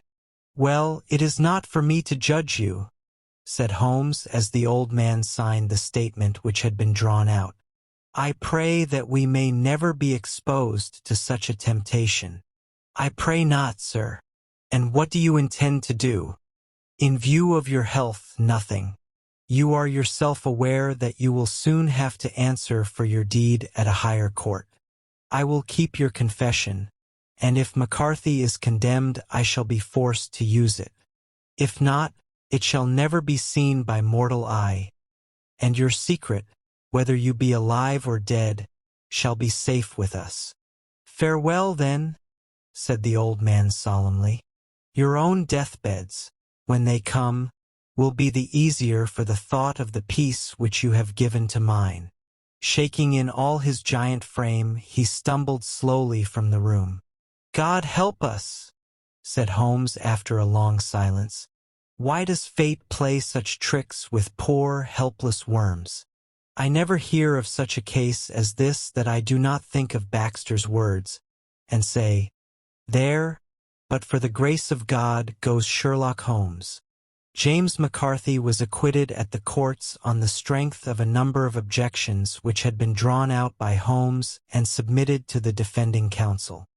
Old Turner lived for 7 months after our interview, but he is now dead, and there is every prospect that the son and daughter may come to live happily together in ignorance of the black cloud which rests upon their past. Adventure 5. The 5 Orange Pips. When I glance over my notes and records of the Sherlock Holmes cases between the years 82 and 90, I am faced by so many which present strange and interesting features that it is no easy matter to know which to choose and which to leave. Some, however, have already gained publicity through the papers, and others have not offered a field for those peculiar qualities which my friend possessed in so high a degree, and which it is the object of these papers to illustrate. Some, too, have baffled his analytical skill, and would be, as narratives, beginnings without an ending, while others have been but partially cleared up, and have their explanations founded rather upon conjecture and surmise than on that absolute logical proof which was so dear to him. There is, however, one of these last which was so remarkable in its details and so startling in its results that I am tempted to give some account of it in spite of the fact that there are points in connection with it which never have been, and probably never will be, entirely cleared up. The year 87 furnished us with a long series of cases of greater or less interest, of which I retain the records. Among my headings under this 112 months I find an account of the adventure of the Paradol Chamber, of the Amateur Mendicant Society, who held a luxurious club in the lower vault of a furniture warehouse, of the facts connected with the loss of the British ship Sophie Anderson, of the singular adventures of the Grice Pattersons in the island of Uffa, and finally of the Camberwell poisoning case.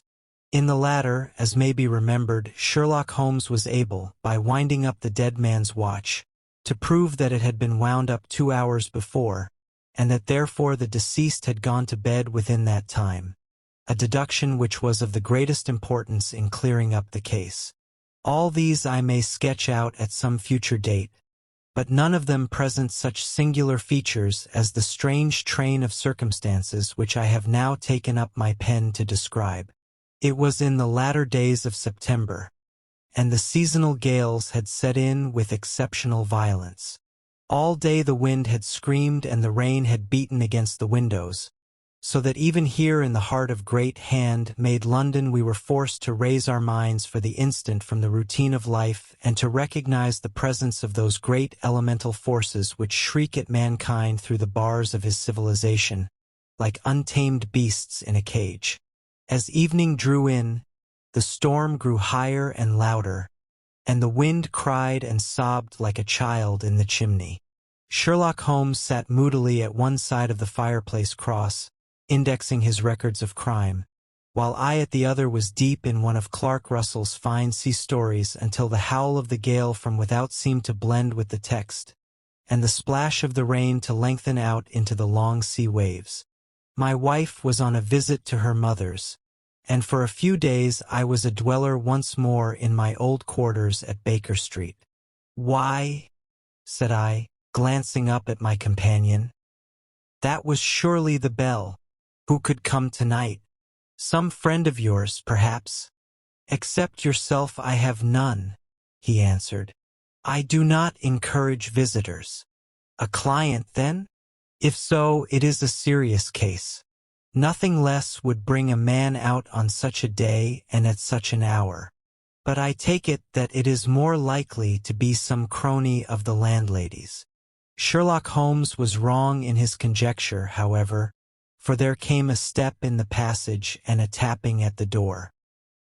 He stretched out his long arm to turn the lamp away from himself and towards the vacant chair upon which a newcomer must sit. "Come in," said he. The man who entered was young, some 22 at the outside, well-groomed and neatly clad, with something of refinement and delicacy in his bearing. The streaming umbrella which he held in his hand, and his long shining waterproof told of the fierce weather through which he had come. He looked about him anxiously in the glare of the lamp, and I could see that his face was pale and his eyes heavy, like those of a man who is weighed down with some great anxiety. "I owe you an apology," he said, raising his golden pince-nez to his eyes. "I trust that I am not intruding. I fear that I have brought some traces of the storm and rain into your snug chamber." "Give me your coat and umbrella," said Holmes. "They may rest here on the hook and will be dry presently. You have come up from the southwest, I see." "Yes, from Horsham. That clay and chalk mixture which I see upon your toe-caps is quite distinctive. I have come for advice. That is easily got. And help. That is not always so easy. I have heard of you, Mr. Holmes. I heard from Major Prendergast how you saved him in the Tankerville Club scandal." "Ah, of course. He was wrongfully accused of cheating at cards. He said that you could solve anything. He said too much, that you are never beaten. I have been beaten 4 times, 3 times by men, and once by a woman. But what is that compared with the number of your successes? It is true that I have been generally successful. Then you may be so with me. I beg that you will draw your chair up to the fire and favor me with some details as to your case. It is no ordinary one. None of those which come to me are. I am the last court of appeal. And yet I question, sir, whether, in all your experience, you have ever listened to a more mysterious and inexplicable chain of events than those which have happened in my own family. You fill me with interest, said Holmes. Pray give us the essential facts from the commencement, and I can afterwards question you as to those details which seem to me to be most important. The young man pulled his chair up and pushed his wet feet out towards the blaze. My name, said he, is John Openshaw, but my own affairs have, as far as I can understand, little to do with this awful business. It is a hereditary matter, so in order to give you an idea of the facts, I must go back to the commencement of the affair. You must know that my grandfather had two sons, my uncle Elias and my father Joseph. My father had a small factory at Coventry, which he enlarged at the time of the invention of bicycling. He had the patent on the Openshaw unbreakable tire, and his business met with such success that he was able to sell it and to retire upon a handsome competence. My uncle Elias emigrated to America when he was a young man and became a planter in Florida, where he was reported to have done very well. At the time of the war he fought in Jackson's army, and afterwards under Hood, where he rose to be a colonel. When Lee laid down his arms, my uncle returned to his plantation, where he remained for 3 or 4 years. About 1869 or 1870 he came back to Europe and took a small estate in Sussex near Horsham. He had made a very considerable fortune in the States, and his reason for leaving them was his aversion to the Negroes and his dislike of the Republican policy in extending the franchise to them. He was a singular man, fierce and quick-tempered, very foul-mouthed when he was angry, and of a most retiring disposition. During all the years that he lived at Horsham, I doubt if ever he set foot in the town. He had a garden and 2 or 3 fields round his house, and there he would take his exercise, though very often for weeks on end he would never leave his room. He drank a great deal of brandy and smoked very heavily, but he would see no society and did not want any friends, not even his own brother. He didn't mind me, in fact, he took a fancy to me, for at the time when he saw me first I was a youngster of 12 or so. This would be in the year 1878, after he had been 8 or 9 years in England. He begged my father to let me live with him, and he was very kind to me in his way. When he was sober he used to be fond of playing draughts with me, and he would make me his representative both with the servants and with the tradespeople, so that by the time that I was 16 I was quite master of the house.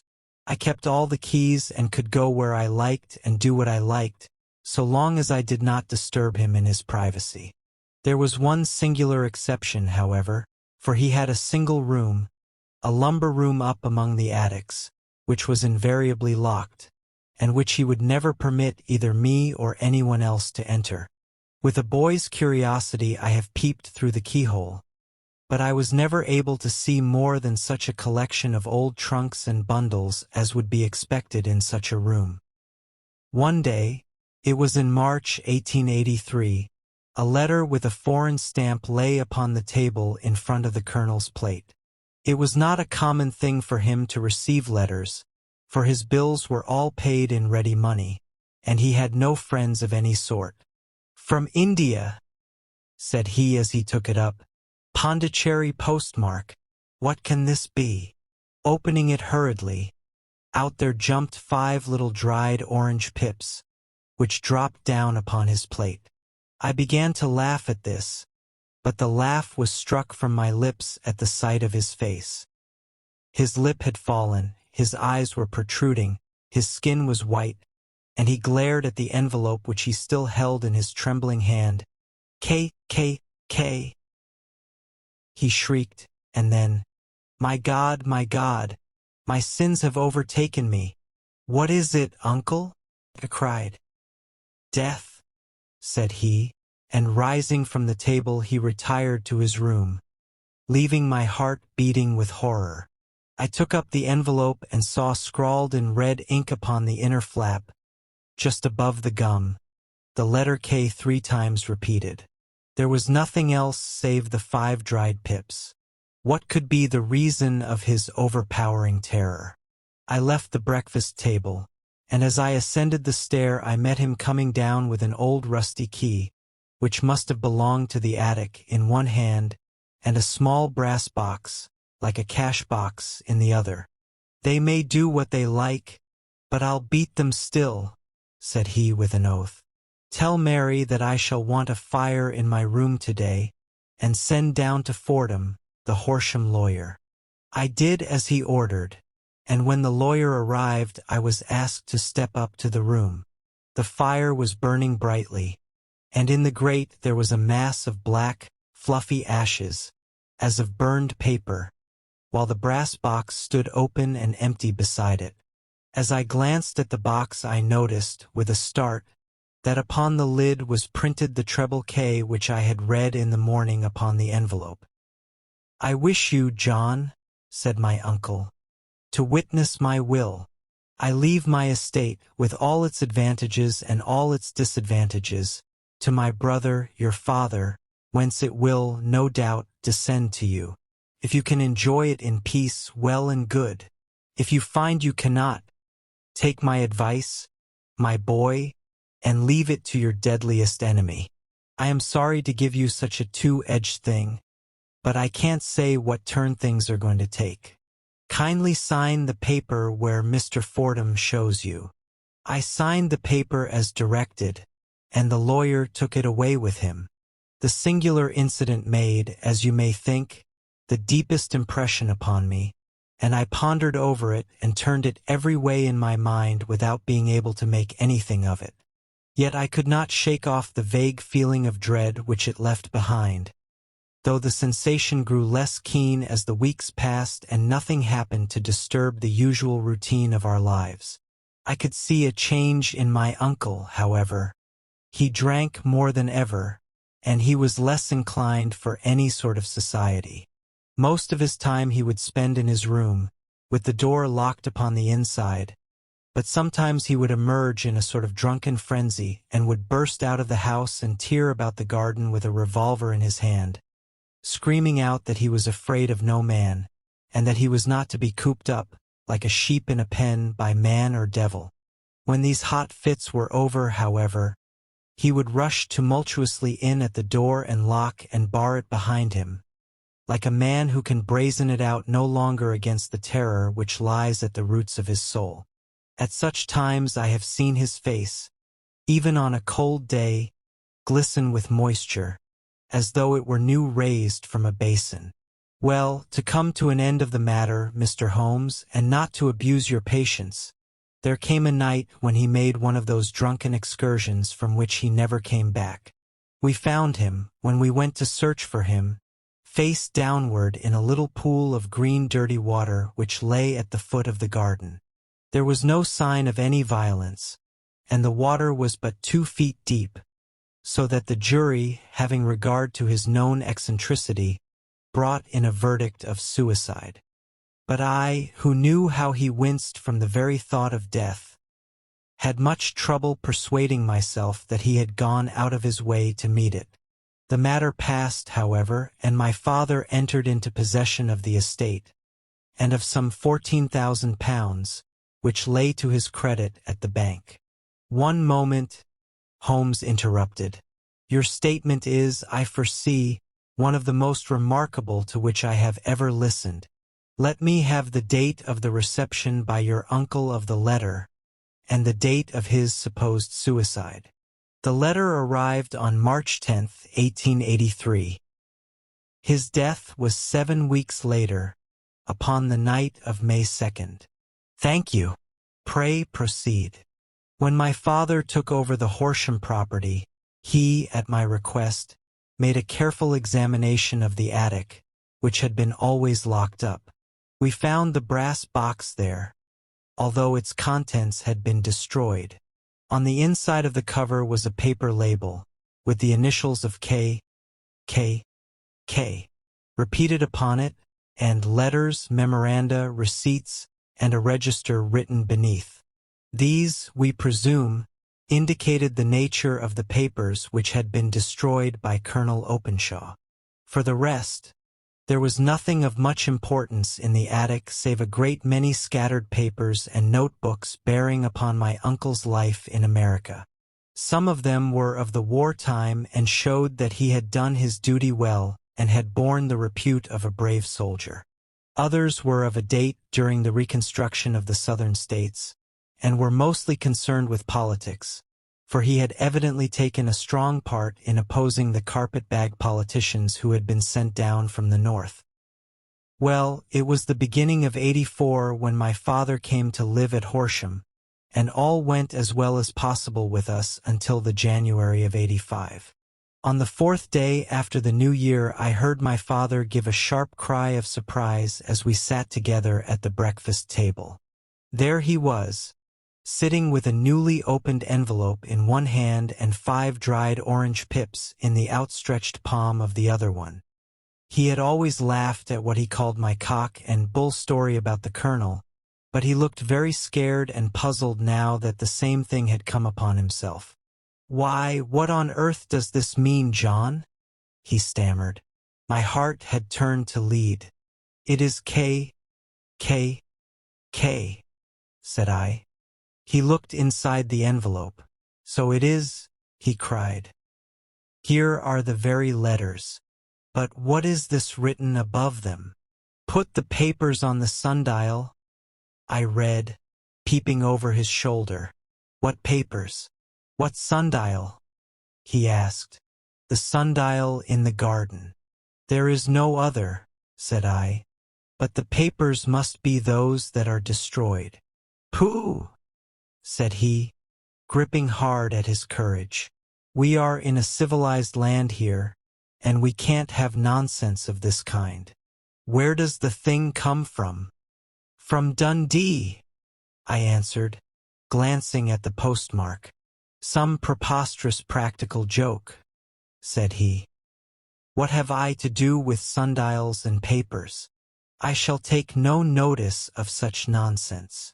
"I should certainly speak to the police," I said, "and be laughed at for my pains." "Nothing of the sort." "Then let me do so?" "No, I forbid you.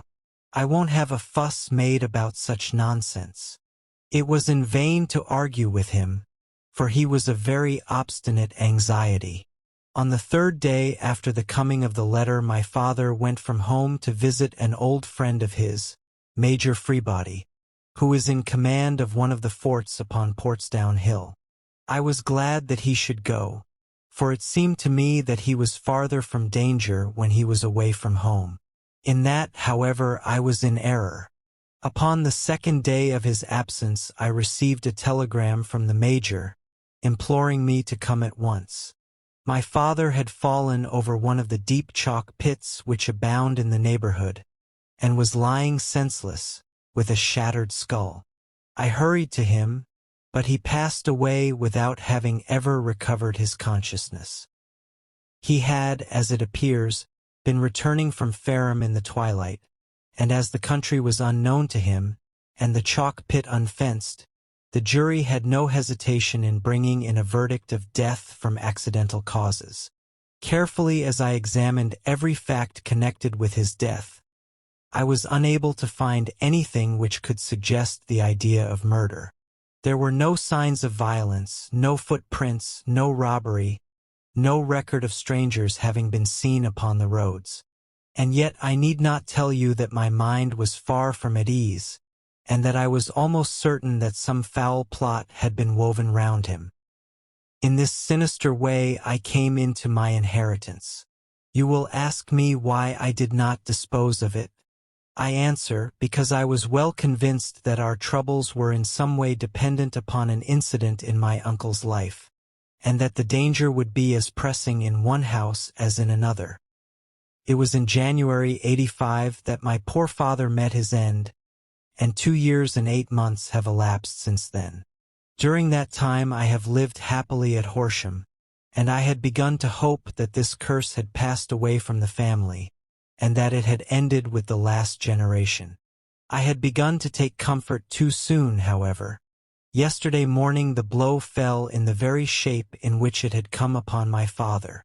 The young man took from his waistcoat a crumpled envelope, and turning to the table he shook out upon it 5 little dried orange pips. "This is the envelope," he continued. "The postmark is London, Eastern Division. Within are the very words which were upon my father's last message, K, K, K. And then put the papers on the sundial." "What have you done?" asked Holmes.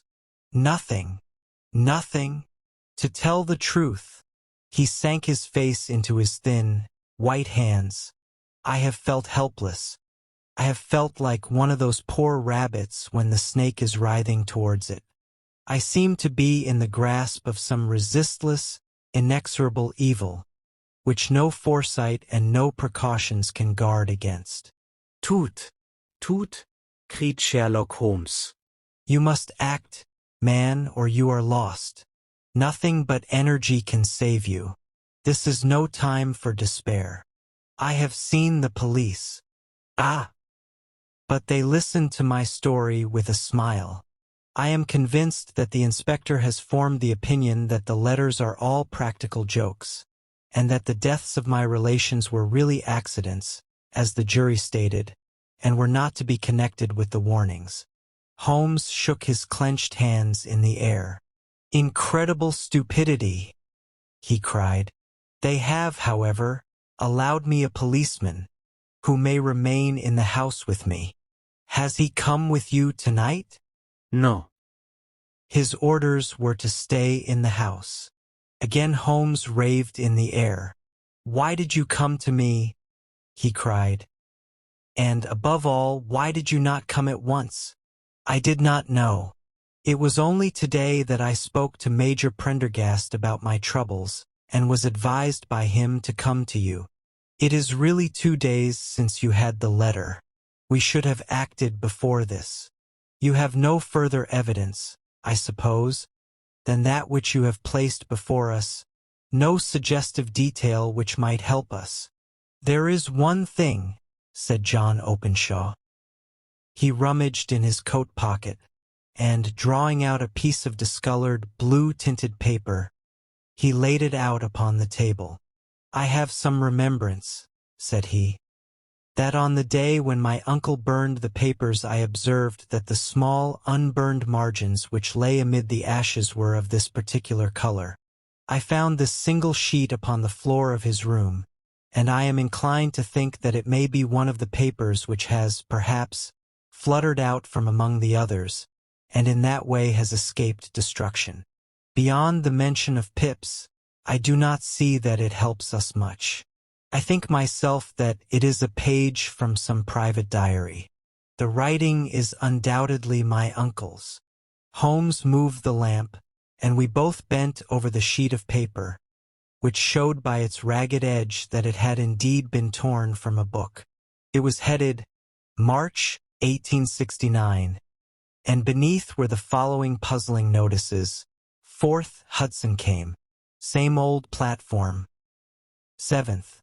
Set the pips on Macaulay, Paramore, and John Swain of St. Augustine. 9th. Macaulay cleared. 10th. John Swain cleared. 12th. Visited Paramore. All well." "Thank you," said Holmes, folding up the paper and returning it to our visitor. "And now you must on no account lose another instant. We cannot spare time even to discuss what you have told me. You must get home instantly and act." "What shall I do?" "There is but one thing to do. It must be done at once. You must put this piece of paper which you have shown us into the brass box which you have described. You must also put in a note to say that all the other papers were burned by your uncle, and that this is the only one which remains. You must assert that in such words as will carry conviction with them. Having done this, you must at once put the box out upon the sundial as directed. Do you understand? Entirely. Do not think of revenge or anything of the sort at present. I think that we may gain that by means of the law, but we have our web to weave, while theirs is already woven. The first consideration is to remove the pressing danger which threatens you. The second is to clear up the mystery and to punish the guilty parties. I thank you, said the young man, rising and pulling on his overcoat. You have given me fresh life and hope. I shall certainly do as you advise. Do not lose an instant, and, above all, take care of yourself in the meanwhile, for I do not think that there can be a doubt that you are threatened by a very real and imminent danger. How do you go back? By train from Waterloo. It is not yet 9. The streets will be crowded, so I trust that you may be in safety. And yet you cannot guard yourself too closely. I am armed. That is well. Tomorrow I shall set to work upon your case. I shall see you at Horsham then? No, your secret lies in London. It is there that I shall seek it. Then I shall call upon you in a day, or in 2 days, with news as to the box and the papers. I shall take your advice in every particular. He shook hands with us and took his leave. Outside the wind still screamed and the rain splashed against the windows. This strange, wild story seemed to have come to us from amid the mad elements, blown in upon us like a sheet of seaweed in a gale, and now to have been absorbed by them once more. Sherlock Holmes sat for some time in silence, with his head sunk forward and his eyes bent upon the red glow of the fire. Then he lit his pipe, and leaning back in his chair he watched the blue smoke rings as they chased each other up to the ceiling. I think, Watson, he remarked at last, that of all our cases we have had none more fantastic than this, save, perhaps, the sign of 4. Well, yes, save perhaps that. And yet this John Openshaw seems to me to be walking amid even greater perils than did the Sholtos. But have you, I asked, formed any definite conception as to what these perils are? There can be no question as to their nature, he answered. Then what are they? Who is this K? And why does he pursue this unhappy family? Sherlock Holmes closed his eyes and placed his elbows upon the arms of his chair, with his finger-tips together. The ideal thinker, he remarked, would, when he had once been shown a single fact in all its bearings, deduce from it not only all the chain of events which led up to it but also all the results which would follow from it. As Cuvier could correctly describe a whole animal by the contemplation of a single bone, so the observer who has thoroughly understood one link in a series of incidents should be able to accurately state all the other ones, both before and after. We have not yet grasped the results which the reason alone can attain to. Problems may be solved in the study which have baffled all those who have sought a solution by the aid of their senses. To carry the art, however, to its highest pitch, it is necessary that the thinker should be able to utilize all the facts which have come to his knowledge. And this in itself implies, as you will readily see, a possession of all knowledge, which, even in these days of free education and encyclopedias, is a somewhat rare accomplishment. It is not so impossible, however, that a man should possess all knowledge which is likely to be useful to him in his work, and this I have endeavored in my case to do. If I remember rightly, you on one occasion, in the early days of our friendship, defined my limits in a very precise fashion. Yes, I answered, laughing. It was a singular document. Philosophy, astronomy, and politics were marked at 0, I remember. Botany variable, geology profound as regards the mud stains from any region within 50 miles of town. Chemistry eccentric, anatomy unsystematic, sensational literature and crime records unique, violin player, boxer, sword fighter, lawyer, and self-poisoner by cocaine and tobacco.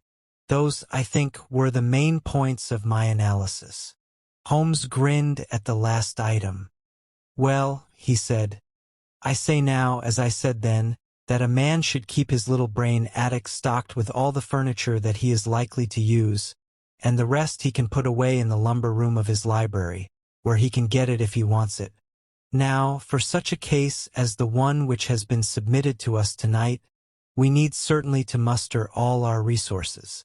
Kindly hand me down the letter K of the American Encyclopedia, which stands upon the shelf beside you. Thank you. Now let us consider the situation and see what may be deduced from it. In the first place, we may start with a strong presumption that Colonel Openshaw had some very strong reason for leaving America. Men at his time of life do not change all their habits and exchange willingly the charming climate of Florida for the lonely life of an English provincial town. His extreme love of solitude in England suggests the idea that he was in fear of someone or something, so we may assume as a working hypothesis that it was fear of someone or something which drove him from America. As to what it was he feared, we can only deduce that by considering the formidable letters which were received by himself and his successors. Did you remark the postmarks of those letters? The first was from Pondicherry, the second from Dundee, and the third from London. From East London. What do you deduce from that? They are all seaports. That the writer was on board of a ship. Excellent. We have already a clue. There can be no doubt that the strong probability, is that the writer was on board of a ship. And now let us consider another point. In the case of Pondicherry, 7 weeks elapsed between the threat and its fulfillment. In Dundee it was only some 3 or 4 days. Does that suggest anything? A greater distance to travel. But the letter had also a greater distance to come. Then I do not see the point. There is at least a presumption that the vessel in which the man or men are is a sailing ship. It looks as if they always send their singular warning or token before them when starting upon their mission. You see how quickly the deed followed the sign when it came from Dundee. If they had come from Pondicherry in a steamer, they would have arrived almost as soon as their letter. But, as a matter of fact, 7 weeks elapsed. I think that those 7 weeks represented the difference between the mail boat which brought the letter and the sailing vessel which brought the writer. It is possible. More than that, it is probable. And now you see the deadly urgency of this new case, and why I urged young Openshaw to caution. The blow has always fallen at the end of the time which it would take the senders to travel the distance. But this one comes from London, and therefore we cannot count upon delay. Good God! I cried. What can it mean, this relentless persecution? The papers which Openshaw carried are obviously of vital importance to the person or persons in the sailing ship. I think that it is quite clear that there must be more than one of them. A single man could not have carried out 2 deaths in such a way as to deceive a coroner's jury. There must have been several in it, and they must have been men of resource and determination. Their papers they mean to have be the holder of them who it may. In this way you see K ceases to be the initials of an individual and becomes the badge of a society. But of what society? Have you never, said Sherlock Holmes, bending forward and sinking his voice, have you never heard of the Ku Klux Klan? I never have. Holmes turned over the leaves of the book upon his knee. Here it is, said he presently. Ku Klux Klan, a name derived from the fanciful resemblance to the sound produced by cocking a rifle. This terrible secret society was formed by some ex-Confederate soldiers in the southern states after the Civil War, and it rapidly formed local branches in different parts of the country, notably in Tennessee, Louisiana, the Carolinas, Georgia, and Florida. Its power was used for political purposes, principally for the terrorizing of the Negro voters and the murdering and driving from the country of those who were opposed to its views.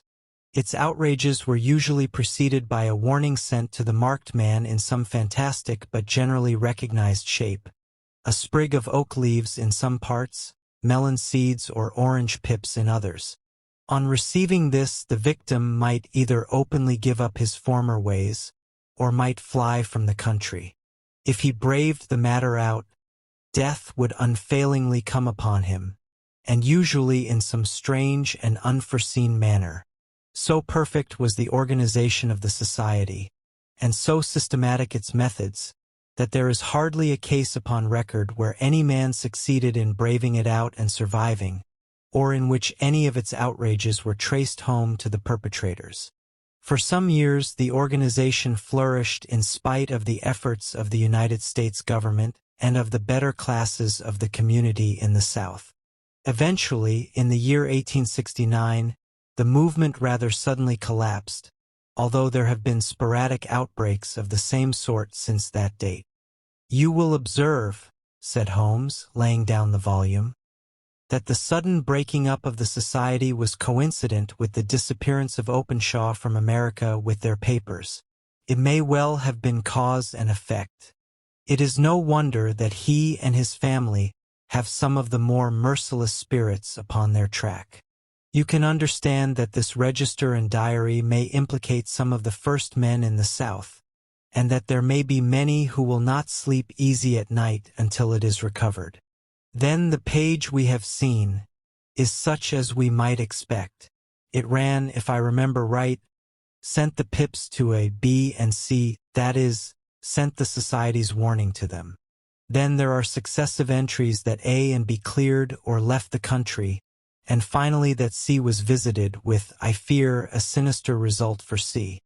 Well, I think, Doctor, that we may let some light into this dark place, and I believe that the only chance young Openshaw has in the meantime is to do what I have told him. There is nothing more to be said or to be done tonight. So hand me over my violin, and let us try to forget for half an hour the miserable weather and the still more miserable ways of our fellow men."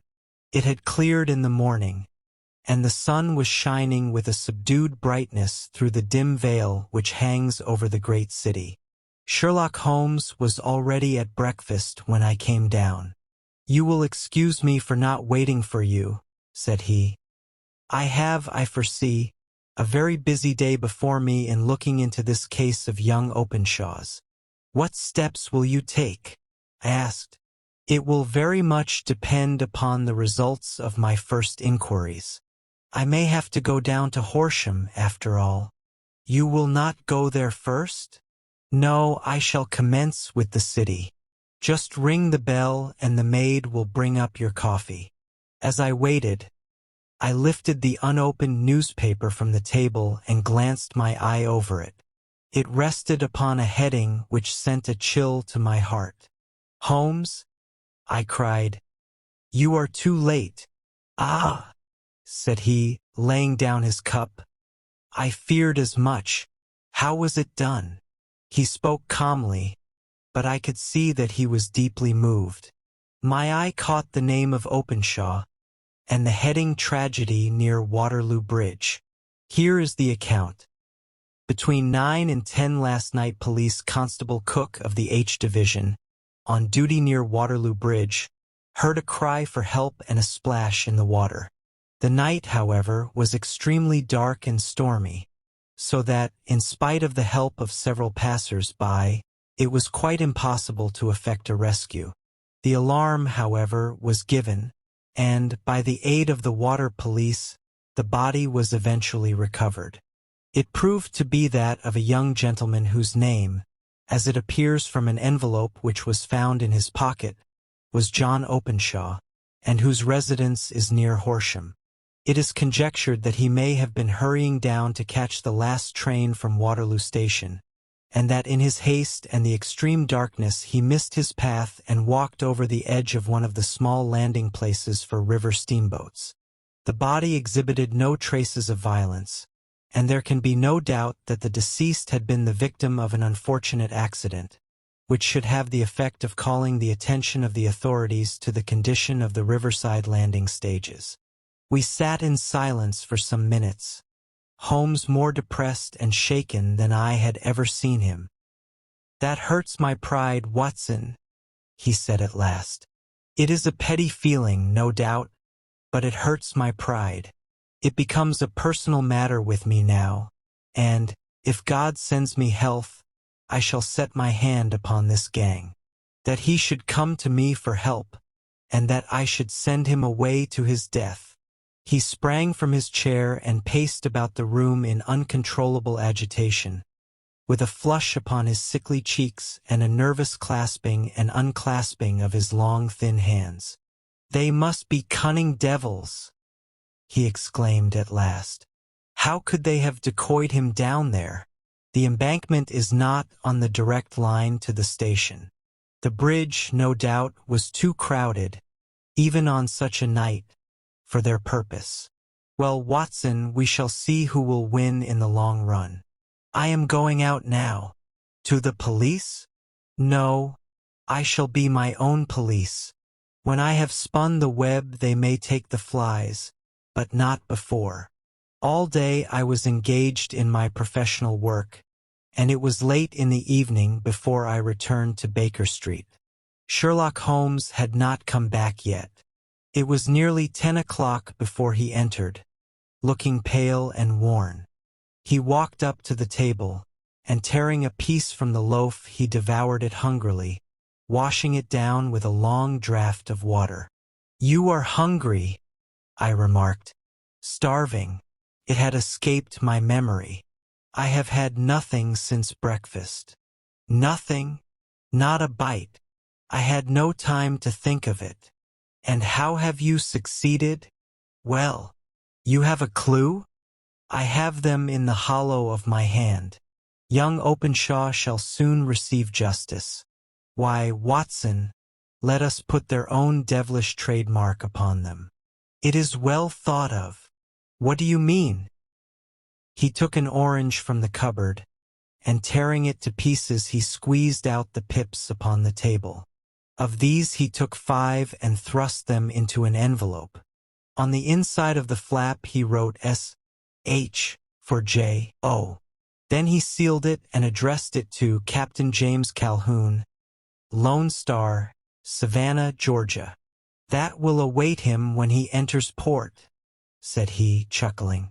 "It may give him a sleepless night. He will find it as sure a precursor of his fate as Openshaw did before him." "And who is this Captain Calhoun?" "The leader of the gang.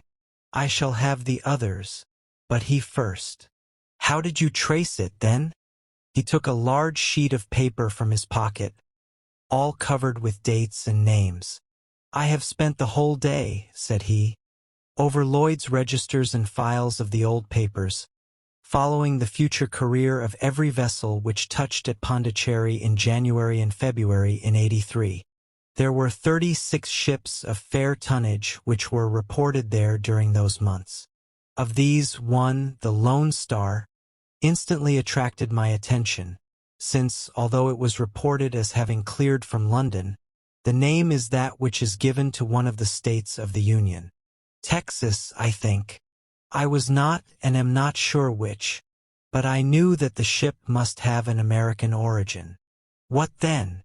I searched the Dundee records, and when I found that the ship Lone Star was there in January '85, my suspicion became a certainty. I then inquired as to the vessels which lay at present in the port of London. Yes, the Lone Star had arrived here last week.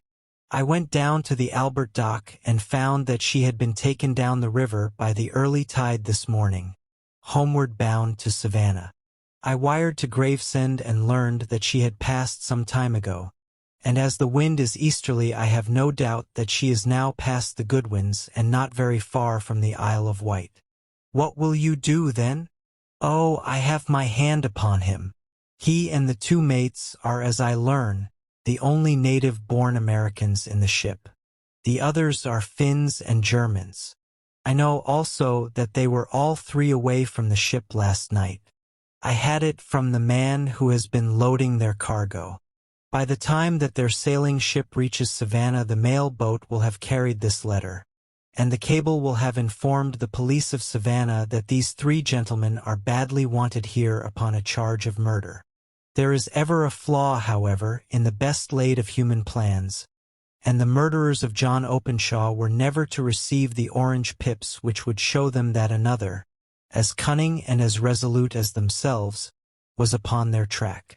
Very long and very severe were the gales that year.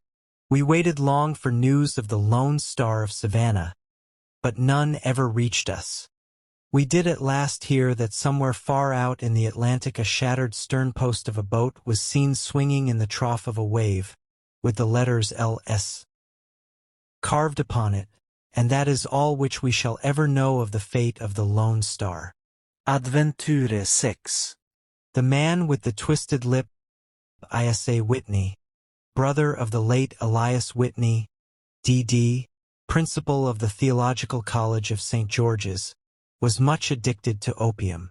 The habit grew upon him, as I understand, from some foolish freak when he was at college. For having read De Quincey's description of his dreams and sensations, he had drenched his tobacco with the drug in an attempt to produce the same effects.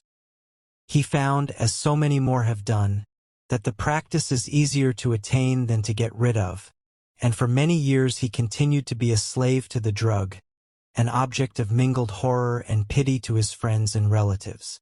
I can see him now with yellow, pale face, drooping lids, and pinpoint pupils, all huddled in a chair, the wreck and ruin of a noble man. One night, it was in June '89, there came a ring to my bell, about the hour when a man gives his first yawn and glances at the clock. I sat up in my chair, and my wife laid her needle-work down in her lap and made a little face of disappointment. "A patient," said she. "You'll have to go out." I groaned, for I was newly come back from a weary day. We heard the door open, a few hurried words, and then quick steps upon the linoleum. Our own door flew open, and a lady, clad in some dark-colored stuff, with a black veil, entered the room.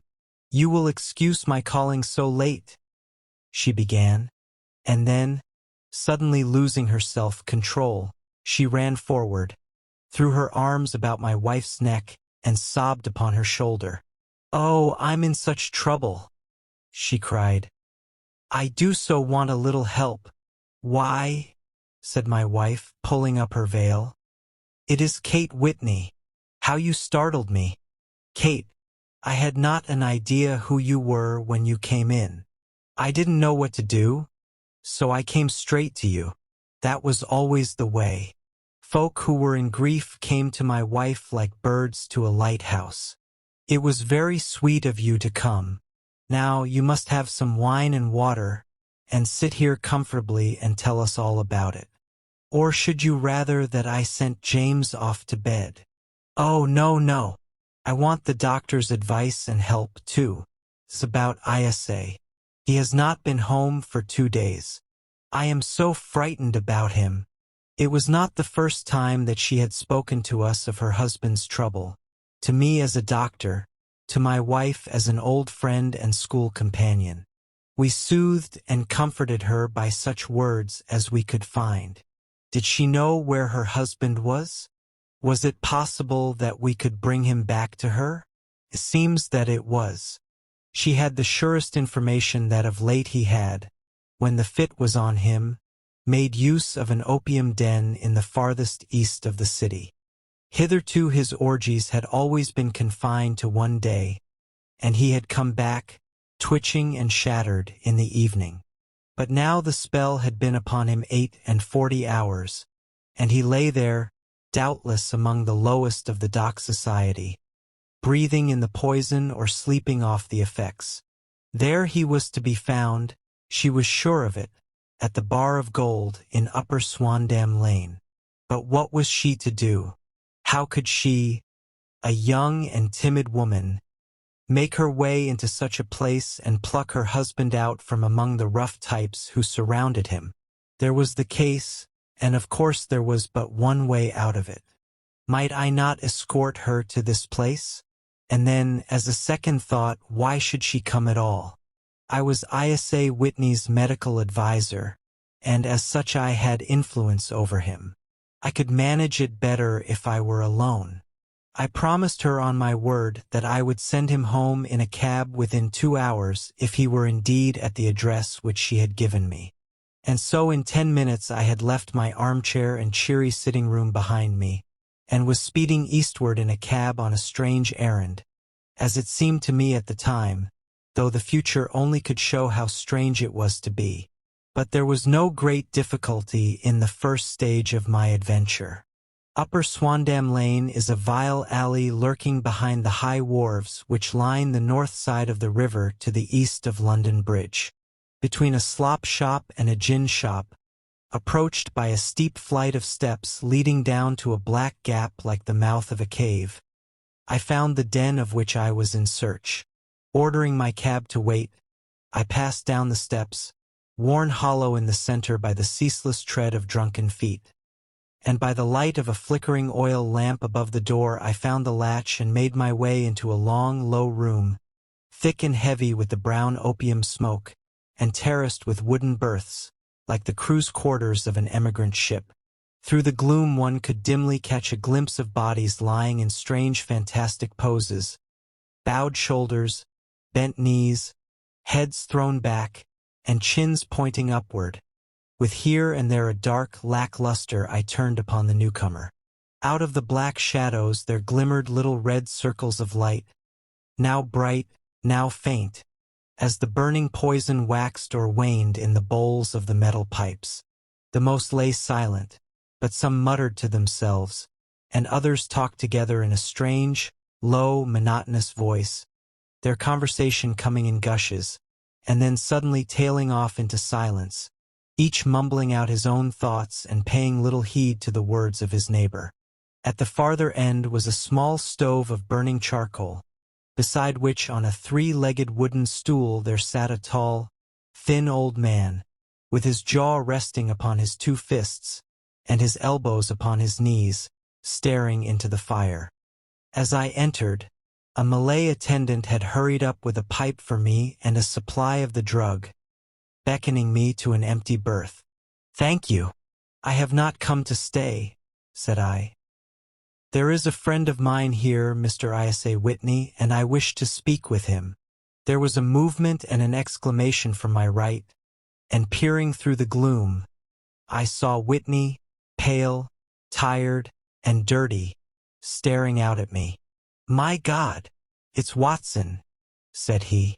He was in a pitiable state of reaction, with every nerve in a twitter. "I say, Watson, what o'clock is it?" "Nearly 11. "Of what day?" "Of Friday, June 19th. "Good heavens! I thought it was Wednesday." "It is Wednesday. What d'you want to frighten a chap for?" He sank his face onto his arms and began to sob in a high treble key. "I tell you that it is Friday, man. Your wife has been waiting this 2 days for you. You should be ashamed of yourself." "So I am. But you've got mixed, Watson, for I have only been here a few hours, 3 pipes. For pipes, I forget how many. But I'll go home with you. I wouldn't frighten Kate. Poor little Kate. Give me your hand. Have you a cab?" "Yes, I have one waiting." "Then I shall go in it. But I must owe something." "Find what I owe, Watson. I am all off color. I can do nothing for myself." I walked down the narrow passage between the double row of sleepers, holding my breath to keep out the vile fumes of the drug, and looking about for the manager. As I passed the tall man who sat by the stove, I felt a sudden pluck at my skirt, and a low voice whispered, "Walk past me, and then look back at me." The words fell quite distinctly upon my ear. I glanced down. They could only have come from the old man at my side, and yet he sat now as absorbed as ever, very thin, very wrinkled, bent with age, an opium pipe dangling down from between his knees, as though it had dropped in sheer exhaustion from his fingers.